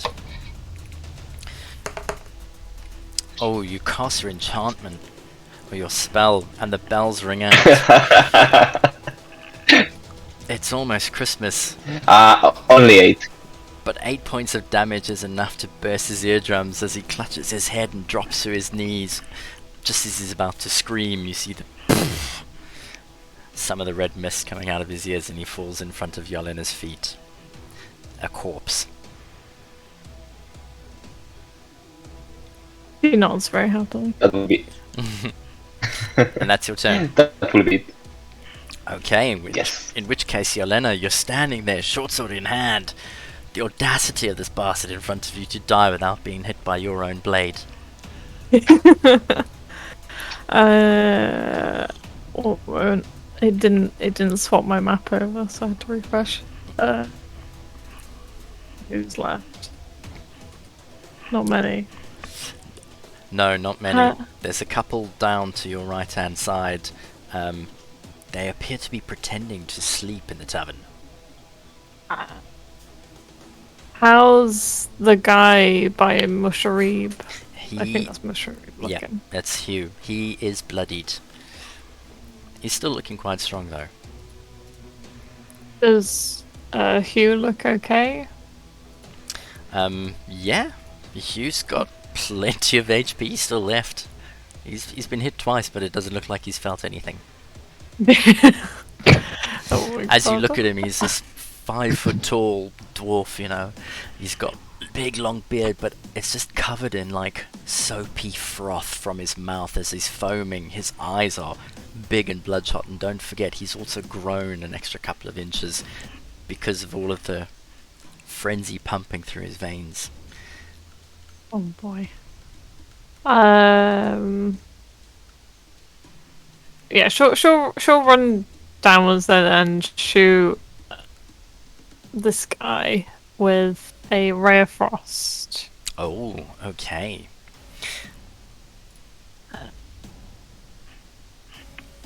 Oh, I don't know if that will hit. A 13. He's prone, so you get advantage. However, a 13 actually hits him. I'll leave it with that. 2d8. 10 points of cold damage. Okay. And she'll move a further 15 feet. There we go. Okay, the body takes this brunt of the ray of frost, and it shudders. Oh, and you see a breath of mist come out, and then it still breathes in the other puff of air. It's still alive, but most of the skin is frozen and cracked like ice. Oh boy. That will be my turn. That brings us up to Felris. Gonna keep moving upward. That's where Yelena was. See the final standing pirate and throw some fire. Throw some fire. All right.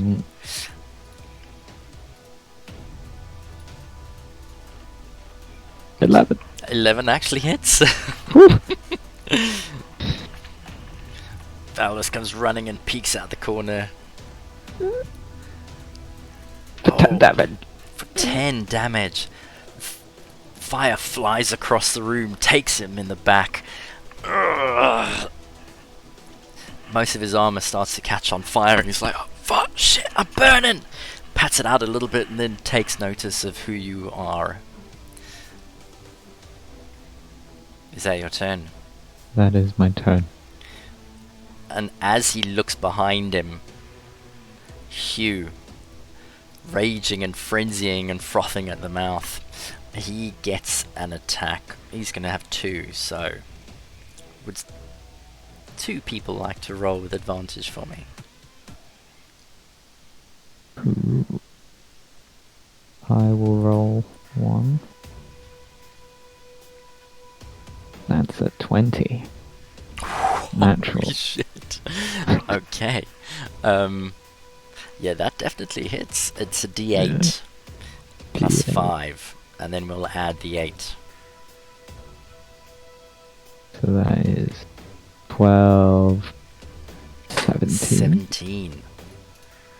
Oh yeah. Yeah. With that strike, the first one, he cleaves across the chest of the pirate. The pirate drops down dead, and Hugh then takes a look ahead of him.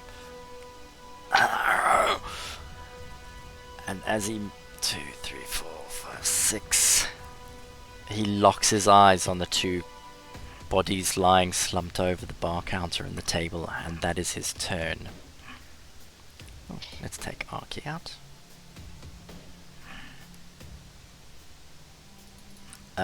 Which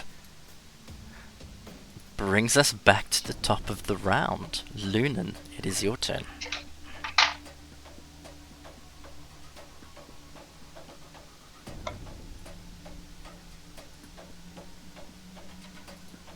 You're muted. I apologize. I'm gonna assume I didn't see Dusted run into the burning, sinking ship. What is your passive perception? Was it 18? I think it's 18, isn't it? Yeah. Dusted wasn't trying to be stealthy at all, so yeah, you absolutely clocked him. So I'm standing there in the doorway wondering if I should try to go and help him somehow to not sink with the ship. What you have seen is him leap from the deck, the aft castle, over the helm, and then in through the doorway into the ship. The centre of the ship is currently on fire, and it looks like it's spreading, and he's disappeared into the hold. I think I will actually run towards the ship instead of into the thing, because it looks... Looking in, it looks pretty calm. I don't see anyone fighting us. Looking into the tavern, it looks like you've killed everyone. I'm just gonna teleport my token.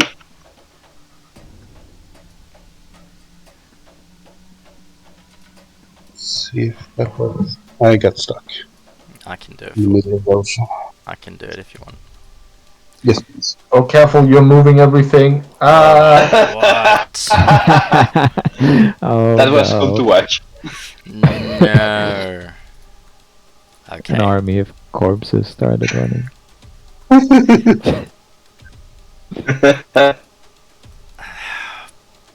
All the corpses and the fire has moved. What happened? There you go, back in place. There it is. Oh, is it back in place already? Sorry.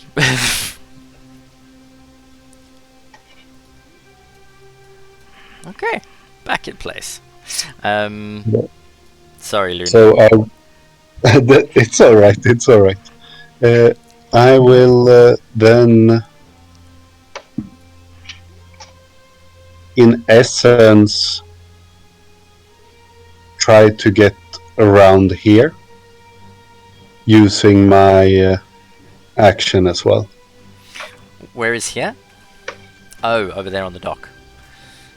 That should cover it. I have 70 feet. Yeah, to the junction in the dock easily. Maybe one. Because I can also walk on the water if that would help it. I don't know if it's steep down there or not. You got 70 feet of movement, With if I take my action, yes. in which case you could actually run across the... Let me just do a line here quickly for you. You could easily do a straight line over there, do a run, jump with an acrobatics or athletics check, and if you pass with a 12, you'll be able to pull yourself up and stay on board, and that'll be your full turn. I will give it a try to go on. We'll see what happens if I will land on the water or not. Athletics? Or you said athletics or acrobatics? Mm-hmm. Correct. Then I go for acrobatics. 10. So I will land on my ass on the water, I assume. You'll jump, and you're either hanging off the ledge or you can let go and land on the water. I can hang on a bit. Alright. Which will bring us up to Musharib next.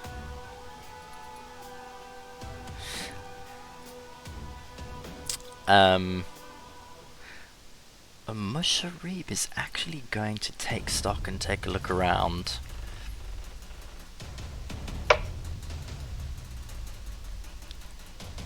He's going to move to the door over there and open it and take a look inside. Oops.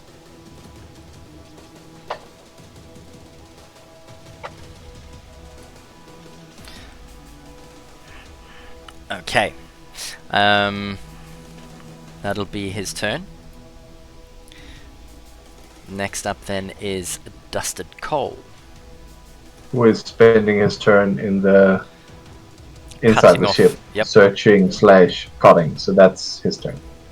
Alright then. Next up is Fargo. Alrighty. I was actually also going to take a look inside, if possible. You're going to take out... Are you going to want to go inside and take a look at the room? Yes. Looking for potential people hiding. Okay. Why don't you roll a perception or an investigation check for me? Alrighty.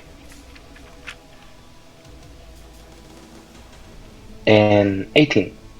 18. Looking around, it looks like you've entered the kitchen. What you can see sitting around is a pot of boiled shark. There's some roasted snake over one of the grills. There are a couple of vegetables which looks like they've been roasted or baked. They're sitting on one of the tables as well.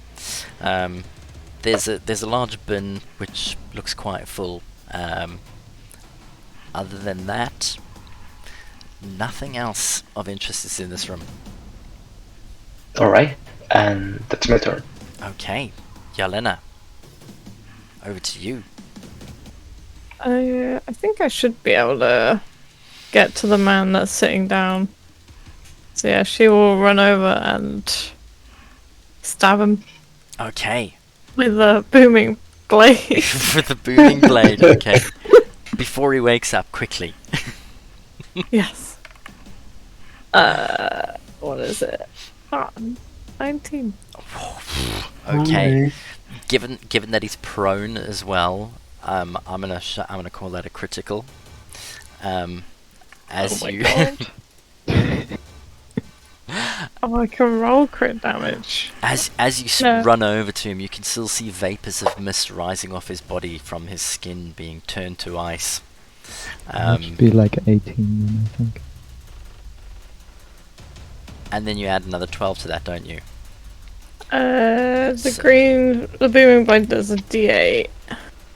I don't know if I assume I just roll it because I don't think it does crit damage. It's an attack, isn't it? You call for something and you use your attack to attack with booming blade. Yeah. So it's all one action. It'll be crit then as well. Oh, okay. So then it will be an 8 on top of the 7? It's Or is 32. it just an 8? Yeah, I think that sounds about right. 33. Because if the booming blade is an 8 as well. No, wait, it's even more. Your short sword is a 32. D. I rolled the 17 is rolled as crit damage, so I think that's right. I think Your short sword does 1d6. it does. Yeah. Yes. Yeah, so you roll then 1d6, so we'll do the 4 as a 6 because of the crit. So that's 19. Plus the 8, you rolled a 7, which is 26. And then we add another 8 for the booming blade. 32. Yeah. Happy with that? Yeah. As you run over and you swing, and you notice that the breath is very, very shallow. I mean, the poor guy's only on 1 hit point. Literally, the sword connects with where the ice sort of cracks, and before it even makes it through the flesh, it just sort of crackles and splits apart like a breaking glass. And literally, as you do a back pull on the blade, you cut the rest of the body in half. You shrug. Enjoy your handiwork. If he were a player character, he would be dead. That'll be 3 death saves automatically. Anything else you'd like to Yep. do on your turn, Slayer? No, that's everything. Which brings us to your partner in crime, Valrus. He stands stunned at the sight and doesn't do anything. Okay. Next up then is Hugh. And Hugh, as he sees you chopping the one in half, he comes running straight down. His first, and then he's going to use his dash action and attack to charge the other one on top of the bar as he leaps on top. Would somebody like to roll a attack with advantage? And because he's charging, you get to add +4 to that as well. Holy Hits cow. anyways. Or Yeah. not 21. 20. A 20, okay. Yeah. Yep, that's a D8 +5.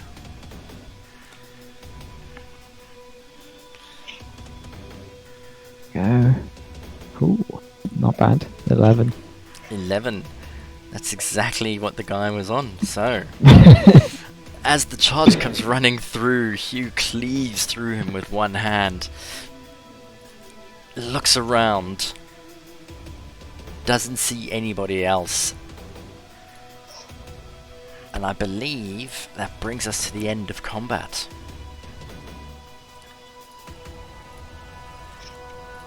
Everything is quiet in the tavern. Not even 2 minutes, or not even a minute has passed. Lunan, you're busy hanging off the edge of the ship. It would be your turn next. Yeah, I would try to pull myself up if I could. Okay. Give us another roll, please. Athletics. The flames on the ship are still burning all around. 13 does it, no problem at all. You manage to pull yourself up, land on the deck with half your movement. Nice. And then I will be standing here, keeping an eye on the fire a Mhm. bit, Okay. trying to keep track of it. In case it gets too bad, I will start doing some sort of fire extinguishing if I feel it's needed. Do I hear Duster down there? Chopping, bloody shit, chopping sounds. I'm gonna ask you to roll a perception check because I think you're gonna need a 21 or 22.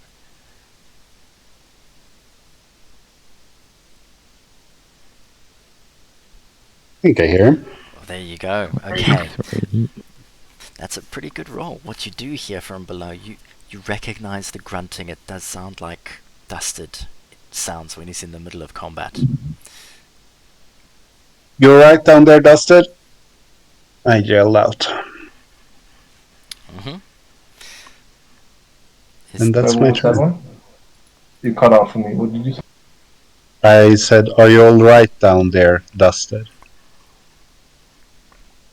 Yeah, just give me a minute, Pasha. Don't think you have one. Dusted, over to you, and as you do that, the head kind of comes free from the last slice through the body. Did you roll an investigation already for me? No, I thought we were gonna roll that when it became relevant. Okay, it's relevant now. So let's roll it. 15. Oh, a 15 is actually really good. Okay. As you are slicing through the head of the pirate captain, you take a look. He's wearing a reasonably expensive coat on his body. The scimitar that you've been trying to use to chop the head off also looks like it's worth something, as is the dagger, the one with a small ruby, a gem in the hilt, and of course the ruby sitting in his eye. He is also carrying a small sack of 12 platinum pieces.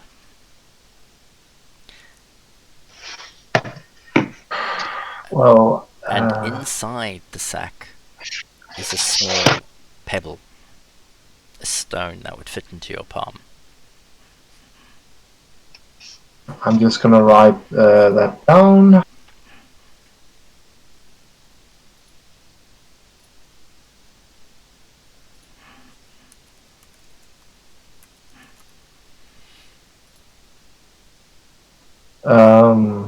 Dustin is gonna put the head into. Well, it's a little. He cannot really go to fetch a bag out in the hold at this point. Is there some kind of container in the captain's quarters? Yeah, you look around. You you look around. There is a chest that is sitting next to the bed, which is in the room next to you. Well, he's gonna open that and put the head in, and the dagger, and then balance the scimitar on top of it and carry it out. Okay. Alright, as you start to move out, Lunan, you notice Dusted. Oh, you hear him coming up the stairs, actually. As he's slowly coming out, what is everyone else going to do?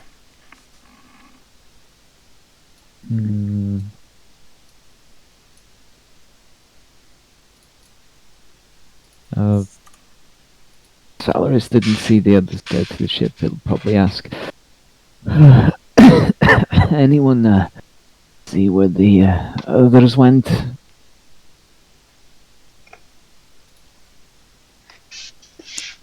I didn't.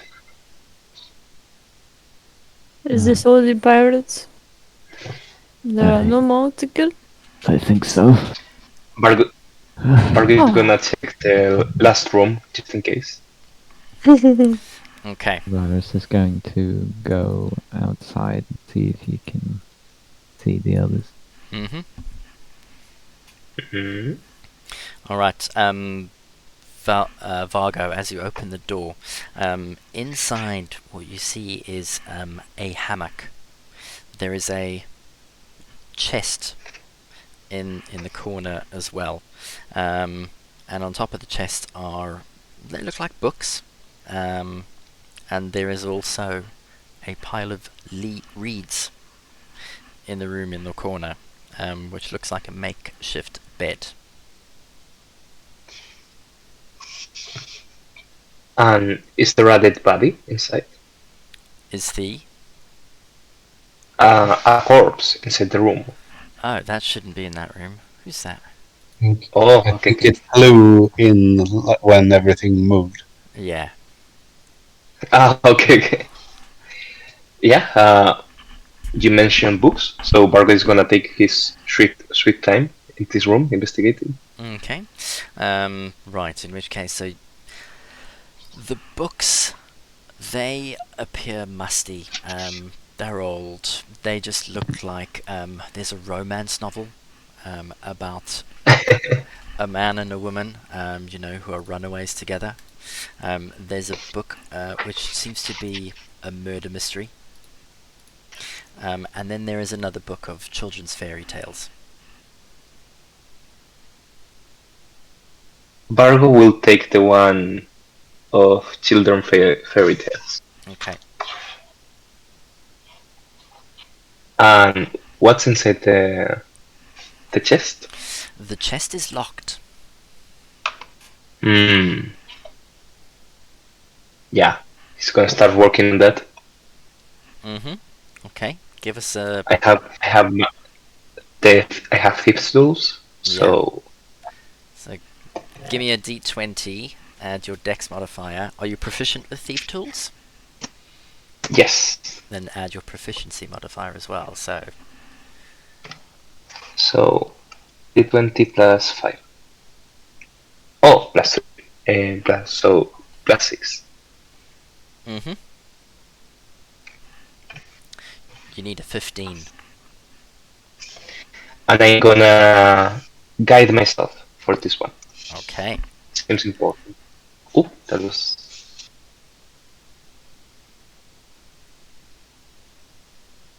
Well, anyways. So it will be 18 plus 6, 24, plus a d4. Yeah. So 28. 28. Okay. The lock is quite easy for you, it doesn't even take you 2 seconds, as you just stick the thieves tools in and you just hear a little click. Are you going to continue to open the chest? Mm-hmm. Yeah. You remove the lock and you open the lid, and looking inside you can see just clothes.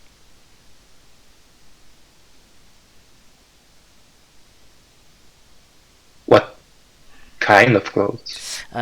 So there's like a pair of leather trousers, some woven trousers, 1 or 2 shirts. It looks like somebody's got some reasonably nice traveling clothes in here as well. There is an old pirate's shirt as well. You can tell it's like frilly and it's stained yellow. Probably was white once, which was quite nice. It has also got a crest sewn into it. Do I recognize the crest? Give me an intelligence check. Mm-hmm. That will be 17. A 17. The crest is basically it looks like a wave, and in front of the wave it looks like a dog. Just a regular sort of long-nosed hound that you would normally see. You seem to remember someone else, another pirate captain, had this crest on one of his items of clothing. In fact, you encountered him when you came into Port Nyanzaru the first time.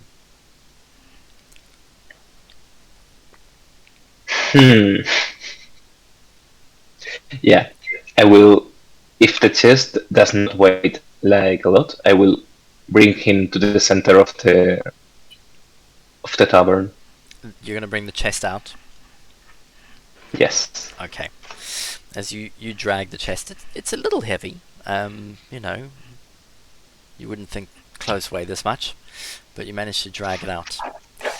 As you're doing that, everyone else who's in the tavern, you hear Vargo dragging a chest across the floor. Valrus, as you step out, you can see on the ship, Lunan is standing there, and as you're watching, you notice him peering over the side of the helm down below, and you can almost make out Dustin Cole climbing his way out of the ship, something under his arm. Looks reasonably heavy and quite big, like a box of some sort. Alright. No. Those two seem relatively okay, even if the ship's on fire. Mm-hmm. So he's gonna go back in for now. Okay. And the fire hit us. The fire's moved! Alright then, everyone else in the tavern, what are you up to? Let's start with Yelena. I guess she will check the bodies for any gold, Mm-hmm. because they are all definitely lacking in money. So yeah, she'll just go through each of the bodies one by one, seeing what they have and if any of it's worth anything. Okay. We have a lot of bodies. There are a lot of Oh bodies, yeah. Okay, where are you going to be putting all the money that you find, by the way? She will try and carry it and put it back on one of the tables, so then we can count it and divvy it between everyone. Okay. So you start searching the bodies and looking around. Hugh, he appears to have ceased frothing at the mouth, and he's just sitting on the counter with his hands in his head as he's just leaning over and taking a couple of big deep breaths. Looks up, a little bit bewildered.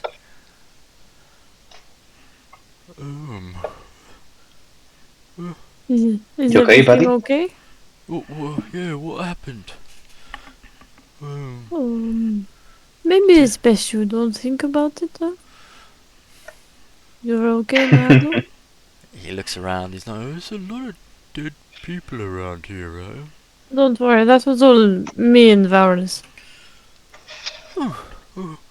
It was mostly Varus, by the way, not me. Yes, he's a demon, as they say. Very good at killing people. I should take some tips from you, mate. Okay. Oh, look, beer! Okay. And he swings his legs over the other side of the bar and starts helping himself to some drinks. Yes.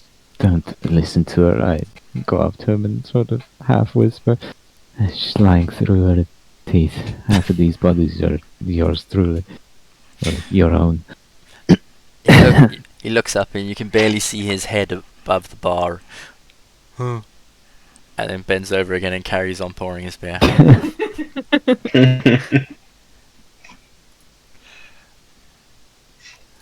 At this point, Musharib comes walking around and he also starts searching some of the bodies to help out.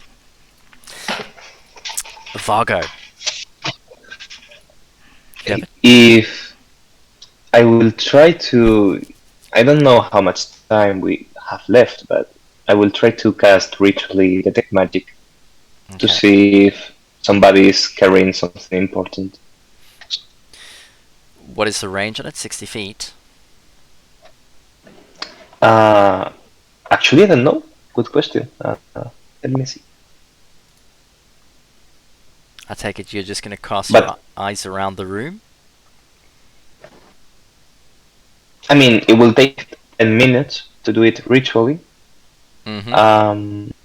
but I can see magical things 30 feet 30 feet. around me. Okay, so you're going to walk around the pub and take a look at all Mhm. of the bodies.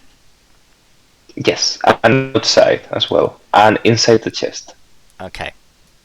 Let's then quickly jump back to Dusted and Lunan. As soon as Dusted is starting to come out, he runs down to give him a hand. Okay. You notice Dusted is carrying a chest in his arms. Yeah. You need a hand with that? Dustin looks at the slanted ship and the fact that the fire has come closer. Yeah, that might be good. And he's trying to push it up onto the. Is there room between the banister to actually push the chest up to the level that Lunan's at? Yeah. Then Dustin's going to push it up like with some difficulty because it's still standing on a slanted ship, and then push it up there, Mm-hmm.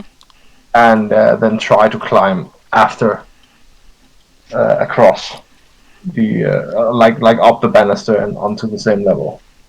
Okay, no problem. So you managed to pass the chest across to Lunan. Climbing up, you're standing next to him. That's it says that's the head of the pirate captain in there. He was dead when I found him, and then he gestures to his belt where he has sort of like tied the Emerald Eye flag in sort of like a little ribbon around the belt. Mm-hmm.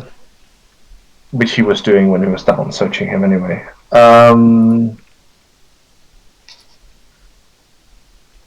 We should get off as quick as possible here from here. You don't have to say that twice. Ah, yeah. The boy's coming again! Run! I need to grab my token, sorry. Alright, so how are you taking the chest off the ship? Together you jump.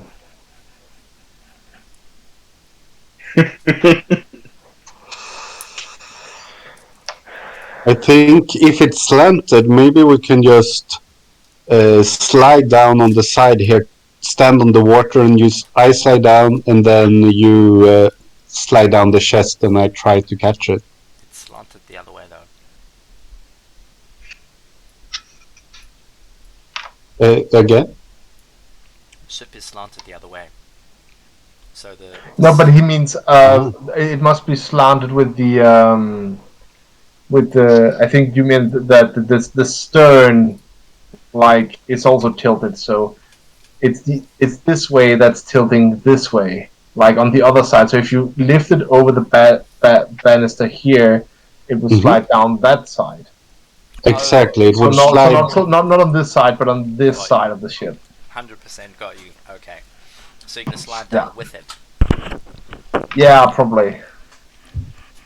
Alright then. Dustin can probably put it, lift it up on the side, and then swings his legs over, and then slide down. And Lunan? Lunan Will go first. assist. Cool. Then both of you give me acrobatics or athletics, please. Both of you assisting, it makes the DC a lot lower. Oh god. 22. 20. Oh yeah. Jeez, like, Like with applause from the dead pirates, ghosts or something. yeah. I don't know. Yeah, and everyone in the next Summer Olympics standing up and going 10 out of 10. Yeah, very easily the two of you grab hold of a chest, one of the handles, and slide down, landing on your feet in the water because you're both still water walking. Yeah, Mm-hmm. it's an hour and it's been like 5 minutes, I think. Yeah. Yeah. Yeah, we've got about 24 minutes till midnight as you hit the ground, landing the water, I should say, chest in hand. Where to? And the spiritual guardians are gonna be there for 10 minutes if I don't lose concentration before that Good. in total. So you're heading out towards the tavern? We should probably Yeah. join the others. So, Yeah. Luden, where are they? You know where they are, so I'll just follow you. Let's get back to the others. Okay. So the two of you make your way then inside the tavern. As you get inside, you notice that Fargo seems to be doing the rounds. He almost seems to be cursorily inspecting the bodies, just walking past them and taking notice of them. Yelena is currently rifling through their pockets, as is Musharib. And Hugh is nowhere to be seen, actually. Every now and then you actually see his head popping up from behind the bar, but the glass first, as he's necking glasses of some liquid behind the bar. And Valrus, you're just standing there looking. Observing the dwarf in his Yes. natural element. Okay. Doing a David Attenborough impression. Here we see the dwarf. The dwarf. Natural It habitat. is natural habitat. Brilliant. Oh my god. All right. We'll start with Fargo then. Looking around Fargo, the magic items. There seems to be a small glow of sorts coming from like one of the cracks in the chest at the bottom. Number one. Number two, the bartender. There is a glow coming from the bartender. All of the other bodies that you inspect seem to be pirates from one or other of the cruise ships. They don't seem to carry anything magical on them. Alright. What is that's glowing inside the chest? You open the chest again and you look inside and you start pulling clothes out. And there's nothing in the chest. Nothing glowing. So I didn't quite understand. And actually, Roll a perception check for me, please. already. Thank God. 19. Alright, it dawns on you, oh wait, this is a pirate chest. It must have a false bottom. You knock on it. Dunk, dunk, dunk. Yep, there's definitely something. There's a compartment on the bottom.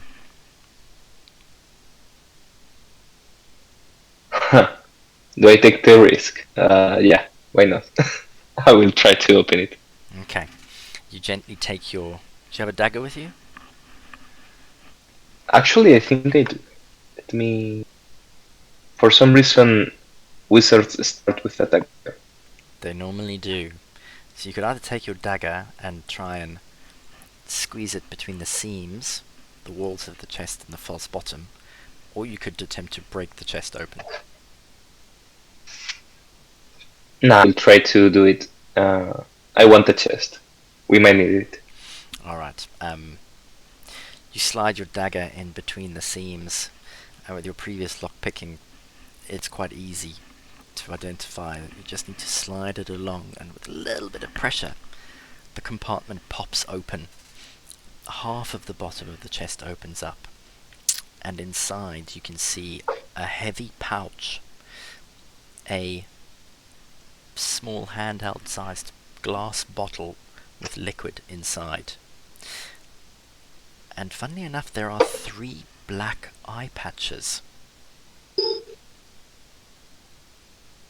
All magical. No, Oh, the potion glows magical. okay. I will take the potion for now, care to identify it later, and go to the bartender. Okay, and as you move closer to the bartender, the flat cap that he was wearing on his head glows as well. You Alright. look over him and you can see that he's wearing 2 rings and one of them also glows.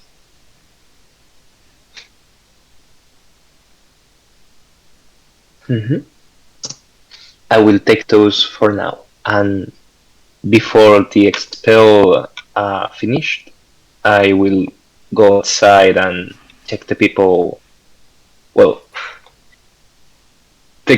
first take a look at all the murder. Mm-hmm. Ma- Mother, thank God they are with me. and then start looking. Roll a perception check for me, please. Alrighty. Not so good. 11. Okay. You carry on walking outside, so focused on what you're doing, you don't notice Lunan and Dusted just passing you around the doorway as you head out looking at all of the bodies.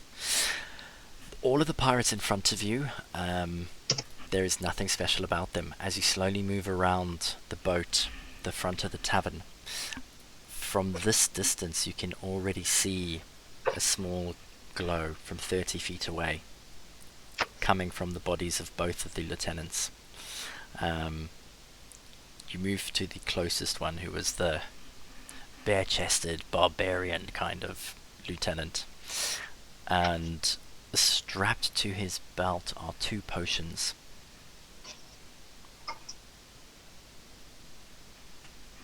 I will take them for now. No time to identify yet. Okay.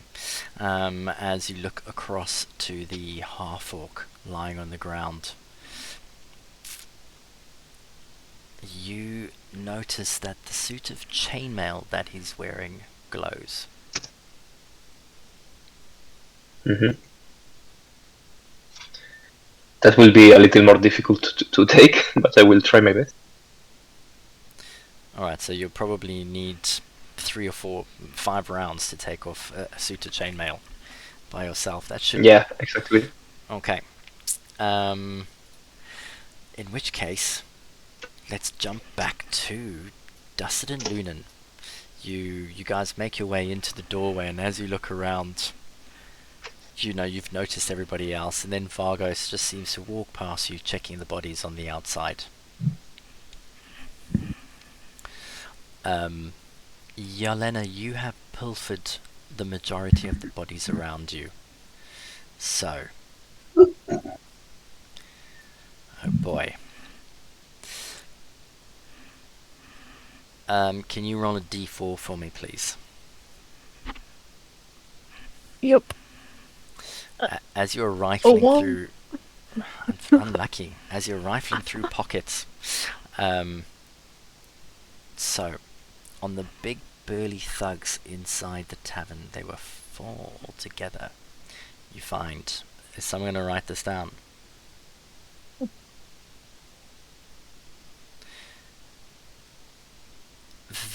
I'm going to say jewelry, gold jewelry, chains, bracelets, earrings, a small pile of them worth 200 gold. Mm-hmm. You find 100 copper pieces, 30 silver pieces.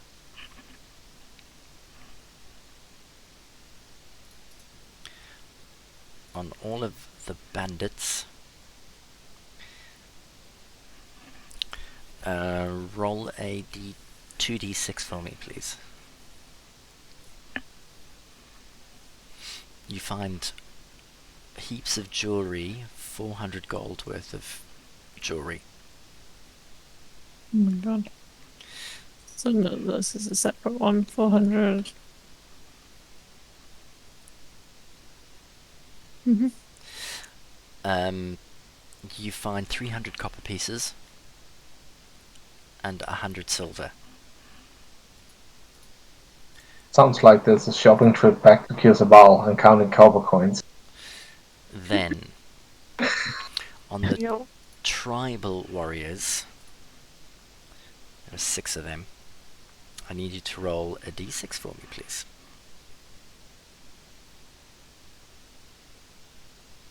A D6, sorry. Mm-hmm. Oh, nice. Nice. Very nice. You find 300 gold pieces worth of jewelry. Oh my god.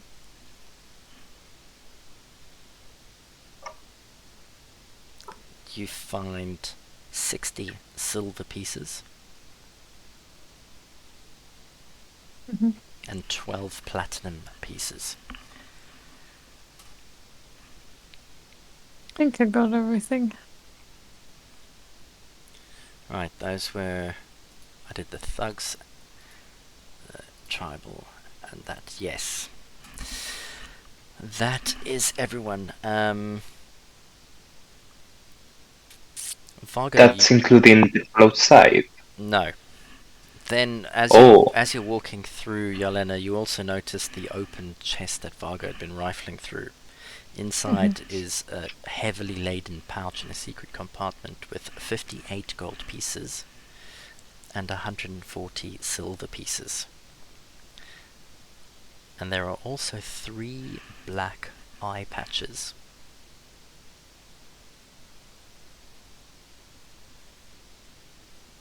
Think. Probably could have convinced her. Oh, yeah. Oh, and the 3 eye patches.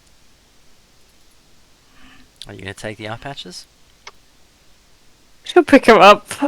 Maybe someone might need them at some point. Who knows? Alright, add them to your inventory.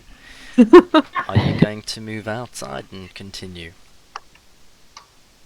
Lunan sees her looking through and asks, "Did you check the register of the bar?" No, I did not. I'll Do get they it. have to pay for their drinks here? Are they not all friends and in the same business together? Hang Go on. over the bar anyways I've and look forgot- to see if there's Oh, any. probably Hugh already took it along with all the booze. If he wasn't too busy drinking the booze. I forgot the bartender. Add a pouch of 35 copper pieces, 21 silver pieces, 5 gold pieces.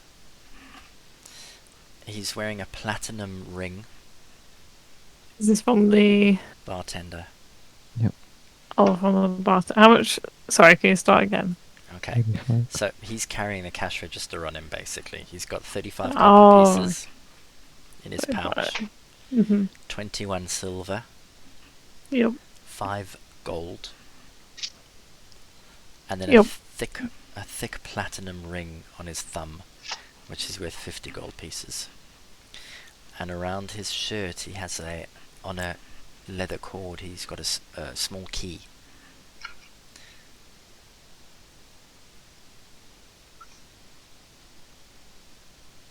It looks like the key to a locked chest. Ooh. I wonder what chest. She'll like what?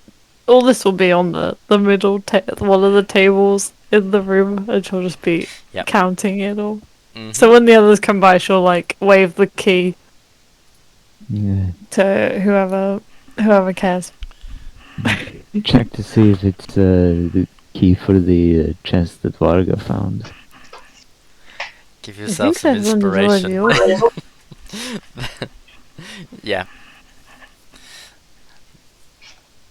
You straight away notice it's probably the key for the locked chest that Vargo picked. Okay. Yeah. Sorry, I couldn't stop myself from saying that out loud. Damn it. So, did you two find everything from the ship? I think we needed the flag and heads. Once Valorous mentions that, Dustin has this big, stupid grin on his face and sort of gestures to the chest and his waist where he has the flag hanging from. Oh. Well then, not much else to do but to wait for the final one.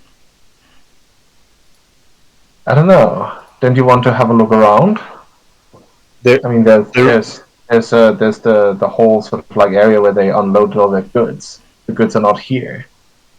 And it looks like they have a prison up in the corner. Oh, Before all that, though, what are we planning on doing with the final ship? Do we just blow it up, or wait. Dustin's gonna take forward the pouch from the captain and present the two arcane gentlemen with the small pebble inside the pouch. And as he, sorry. Which two arcane gentlemen? Well, Lunan and Valrus is standing with Dustin. Okay, That makes sense. that makes sense to me now. And once he does that, he will take out the bag of holding and rummage through that, because I believe I have another pebble-looking item that might be identical to this one, except it has a different receiver. In which case, you look at the two of them and they do indeed look very similar.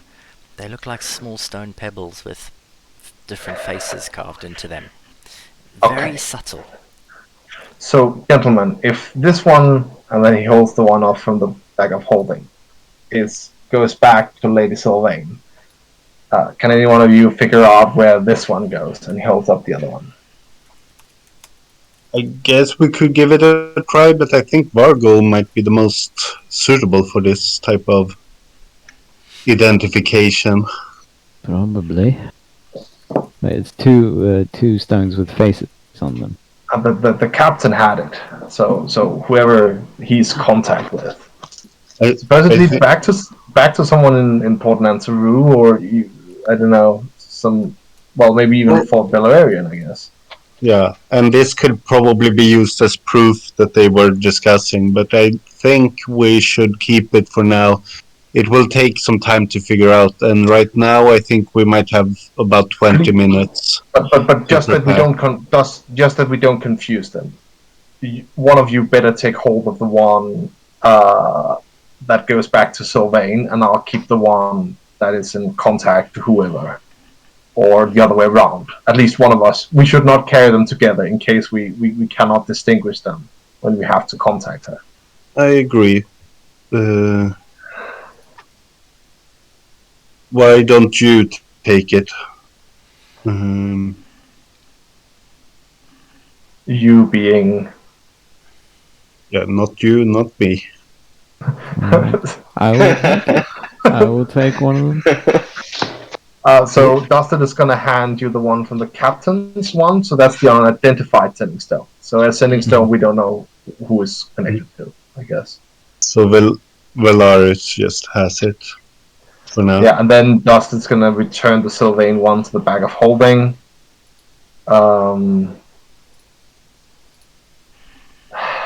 Shit. Yeah, there's still one more ship, and there's more of this place to explore. Where did Vargo go? And Dustin looks around. Guys, we have Auntie here. I start with all the magic items. Vargo is happy. What did you even get from all these guys? Those guys were not looted, actually. Oh, okay. Not yet. So we need to decide what we want to do here now. Do we want to try to hide that we have been here? How? Dustin gestures out to the burning ship and says, Literally. just like, how you want to hide that? Maybe If we make we it make burn it- faster. Yeah, if we I make mean, it guys- sink before they come. And then we feed all the uh, bodies to the shark. Well, we can meet them on the other ship that's out front. And they will see the all burning the unit. stars. Well, yes, we still need to deal with them. We burning need to ship, put but out the we don't need fire, to feed anyone to sharks. What is... but we also know Yarlena knows how to put out fires pretty good. Go on, say it. What if the sharks are really hungry?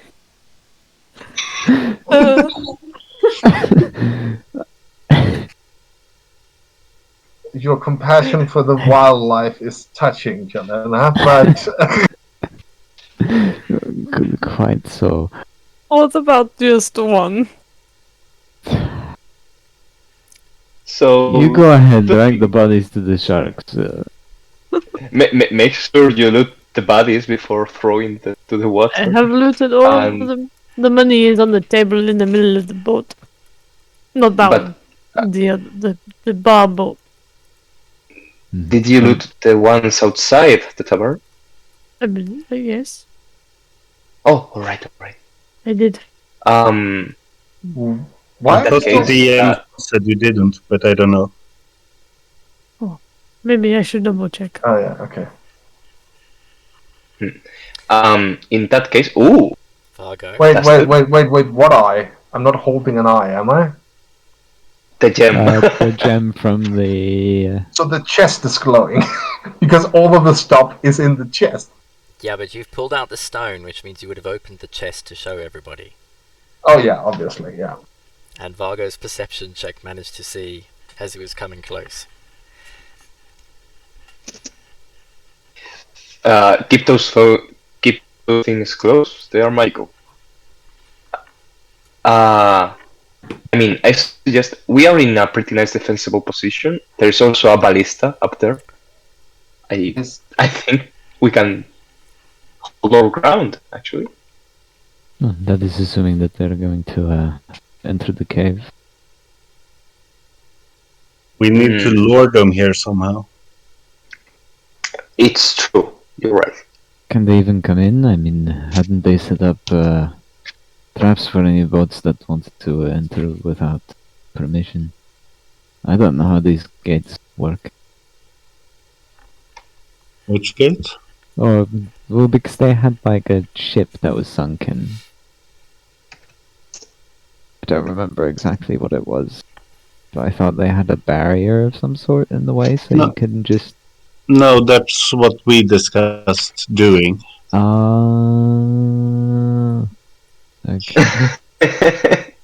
I mean, we can start by taking the bodies inside the tavern, so they don't I- suspect us as much. I think the bodies are the least of the problem. When the boat is close enough to see the bodies, it's already gonna have seen the fire since long. So if we don't put out the fire, bodies are not the problem. And this fire is only getting worse. But we know that Jarlena is pretty good at putting out fires. If she just stopped looting those bodies. Well, For a I few will seconds. fine. I will check this one, and I will go feed the sharks, and then I will go put out the fire on the boat. How about we start the other way around? Except for the looting and the shark. Also, how injured are everyone? Yes. Because A little I'm bit. Pretty okay. I can give you one of my retro healing potions, Vargo. I could heal all of you, but it takes 10 minutes. Do we have 10 minutes? We do. If I'm not allowed to go feed the sharks, do we have 10 minutes to sit and... You can I feed think- the sharks all night long after we deal with the rest of the pirates.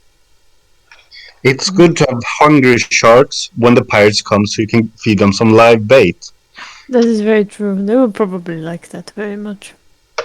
The sharks even eat humans like this. They eat fish, don't they? Why would they not eat pirates? Pirates probably eat a lot of fish. Did you hit yourself in the head? No, this is just how she speaks. Your logic is impeccable. Yes. We will feed the pirates to the sharks as live bait. And then raise sharks. Very good. Okay. But if you feed them to the sharks, you won't be able to loot them afterward. Maybe if I ask really nicely, the sharks will give me. Did you hit your head on something? Oh, anymore. We can't feed them live bait. We need money. Look at us. We managed to take down a pirate base all by yourself. That is very true. Oh boy. Somehow. So we have a little bit of time. We can either check what's in the rest of the area, put out the fire to make it less suspicious, and or Feed prepare pirates to sharks. some surprise for the pirates. You had no intention of checking the cave, the prison or whatever it was. I They would have like to do prisons? that, yes. It could be. It could be someone that could help us. But what if they're evil though? Then they're evil and they can pilot a ship, so we can cross the bay without getting eaten by sharks. Ooh, let's But if go we and feed the sharks first, then we don't need to worry about them being hungry and wanting to eat us. Why are we Yeah, still I don't talking think about the this sharks? is enough context to get us across the bay. I suppose. There might Lou- be. Do you think the dragon turtle thingy eats people? Lunan gives up does. on the discussion and Yeah. walks What if we- upstairs. Oh, what if we take all the bodies with us and instead of feeding it gold, we feed it dead pirate? I don't know if Maybe. it's Galina that's tired and needs to go to bed or Rachel, but Dustin is gonna follow Lumen. Yeah. We have to make it like there is nobody here, so they try I'll to. go and put the fire out. Thank you. Alright, so She you're gonna marches attempt off to go put the fire out. How are you gonna put the fire out? She will use Ray of Frost Okay. to try and put it out and see how that goes. Roll a percentage for me. Oh, which one was it again? It's the two together, isn't it?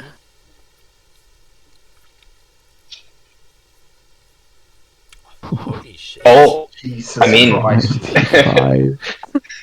That's either extremely good or extremely bad. Jarula cast Cone of Cold. Okay, so you're gonna go and do that. It might take a short amount of time or a while. You're not 100% sure just yet. Yeah. Dusted and Lunan, are you going up the tower stairwell? Yeah, we were heading across to see if we could find a way over to the jails or Okay, so the, you're gonna whatever it head is. across. This sort of area over here. Got you. Valrus and He's Vargo. going to stand there dumbfounded after the shark talk, Okay. and then rush after the others that went up. Before they go, I will strongly suggest that Dusted puts all the money inside the bag of holding in case we have to run for it. So it doesn't What sit money? there. I go into the table. The money that Yelena Oh, left on the table. Oh, she just left it on the table. Jesus. Oh, okay, yeah, I'll go back and drop it into the bag of holding. Imagine if we Just have to like run.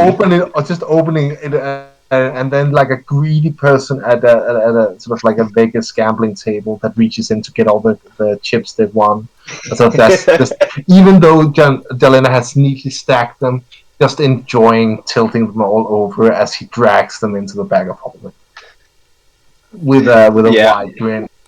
Okay. While you're there, put these things as well, please, if you can. And I give him all the magic items. We have no time to. Actually, I will keep with. I give him all the magic items except from the potions, which I don't think. So what is magical? What? This cap, this ring, this chainmail. Also, And- all the items that are in that. Okay. And also the stone, the eye of the gem and the dagger that you have. Yeah, I'll add that to the bag of holding after this, I think. Mhm. Alright. Yeah, you guys can take care of all the admin, but then the rest of you go running across the walkway, which is a good 30 feet above the ocean below you, or at least the water in the cave. As you cross over the bridge, you come across 3 natural caverns just over there. Each of these small chambers has got 2 small beds on the ground. They smell a little bit damp and used, but they look neat and tidy enough and away from the pub. Other than that, though, there doesn't look to be any sort of valuable items inside. You carry on walking around and you get to a set of double doors at the end, which you know lead to the cargo hold.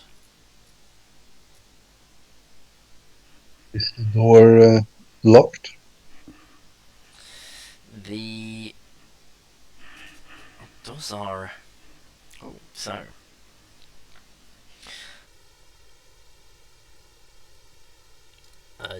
the doors are locked, yes. They are sealed with an iron padlock.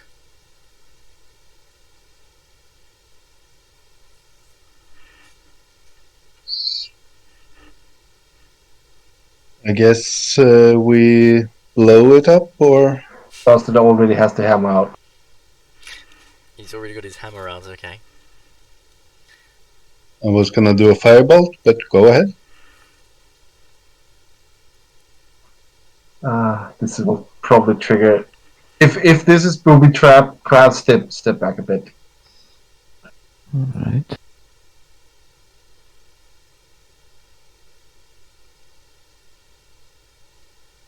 Alright, go ahead and Attack the lock. attack the lock.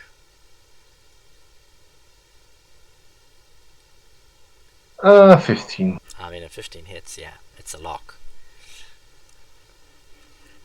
Budgets. And yeah, never mind. 2 damage. Yeah, you smash into the lock. It's pretty sturdy. It doesn't break. It's still held fast. Second attack? Go on. 11. 11 glances off the side of the lock and doesn't do any damage. You gonna try and attack it again?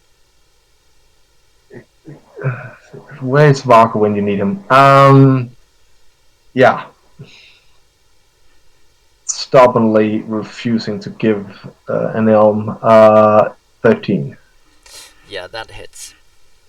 You manage to connect with just the corner of it. Finally, 9. It smashes. The lock dings a little bit, but it's quite sturdy. It's still fast. Dusted, step to the side. Dusted humps. Is sort of like indignated by a sturdy lock and steps back. And Luna just throws a firebolt at it and rolls a 1. Wow. Yeah, no. We'll just set the pier on fire and just yeah, exactly. The firebolt misses and flies into the ceiling. You're Lena?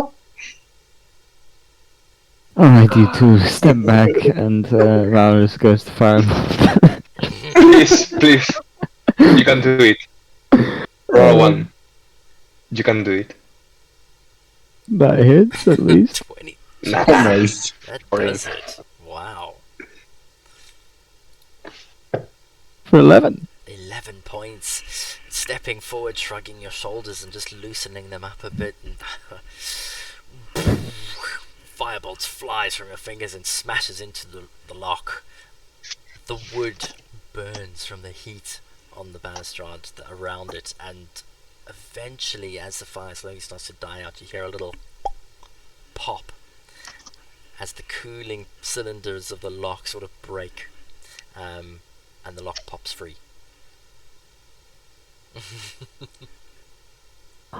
That took a bit. You remove the lock Go and you to- move forward. Yep. This fortified balustrade overlooks the anchorage to the south. The wooden platform extends over the water on pilings, and there is a crane on the platform at the far end that serves to lift cargo up to the warehouse. Thrust into the rough-hewn back of the wall of the warehouse are scores of rusty blades. Old long swords, short swords, rapiers, scimitars, and daggers. Scattered across the dock are various boxes and crates.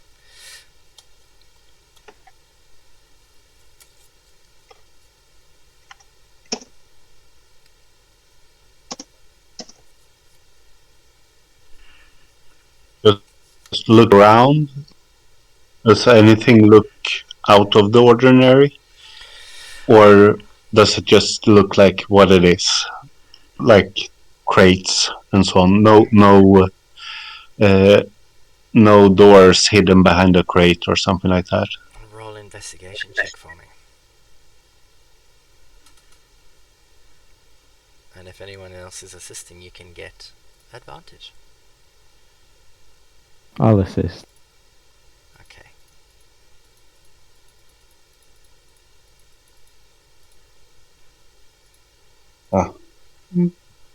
An average 10. An average 10. Looking around, you don't find any secret doors or any hidden panels or anything.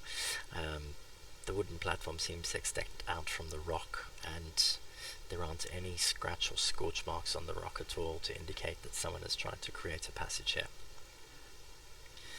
You move But we're closer. 30 feet up, and so is the bars over there. No, those bars aren't 30 feet. They're about 10 feet above the water line.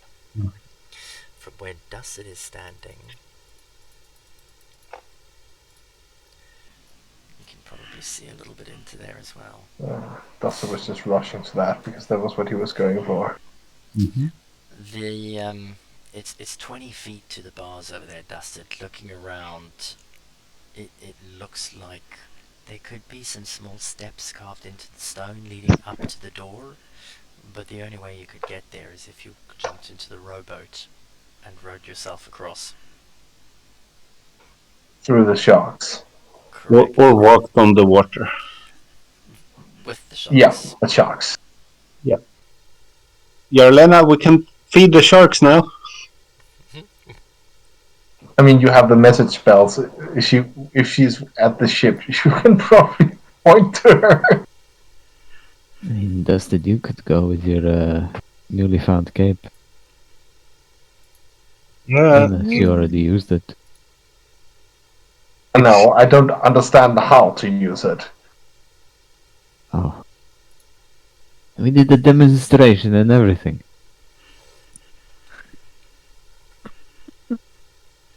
Dustin just stares at Valrys for a moment, trying to look for a witty comeback.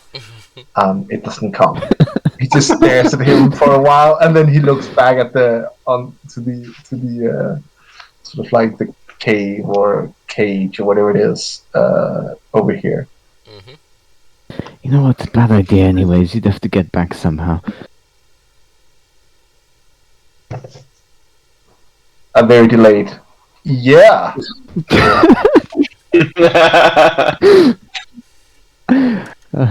A rowboat it is.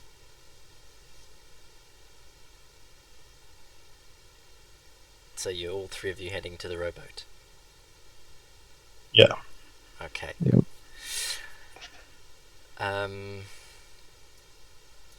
Right, you guys managed to climb down to the rowboat and slowly make your way across to the base of the staircase. How many oars did we lose? Yeah. Vargo, remind me what you're up to. I'm trying to convince Musharif and Hugh to go up with me and try to manage how this ballista works. Between all three of us. Okay. And Jarlena, if you want, you can come with me as well. Jelena, We might need your expertise. Has she finished dousing the flames of the ship? Oh, that's right. You are busy doing that. No, but from where you're standing, you can see that the flames are. It'll probably take you another 5 minutes or so. You are making good work, but as you're standing, focusing on what you're doing, you spot the Three Stooges clambering into the rowboat and making their way over to the base of the cell. And I think that is where we're going to call tonight's session. Mm-hmm. 20, I would say, we're about 17 minutes to midnight. Lunan, Valrus, and Dusted are moving over onto the cavern side. Let's move you guys into there. Yelena, you're busy putting out the fire, and Vargo, you and the two dwarves are going to check out the ballista and make preparations.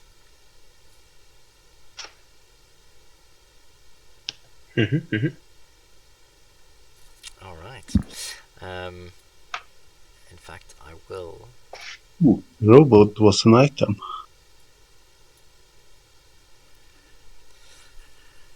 Not expecting that to actually move.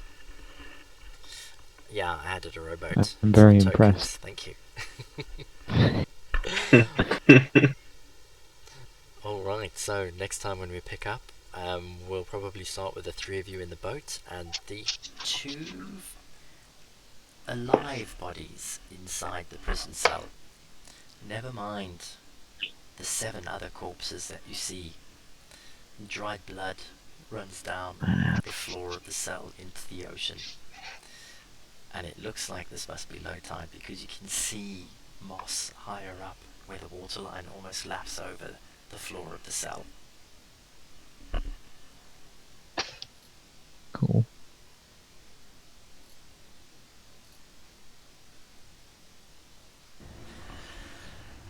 Alright guys. Okay. Thanks for the session tonight, and Yeah. thank you for joining in Twitch team. Everyone on Twitch. all 3. Yes, thank you for the listen. It's something.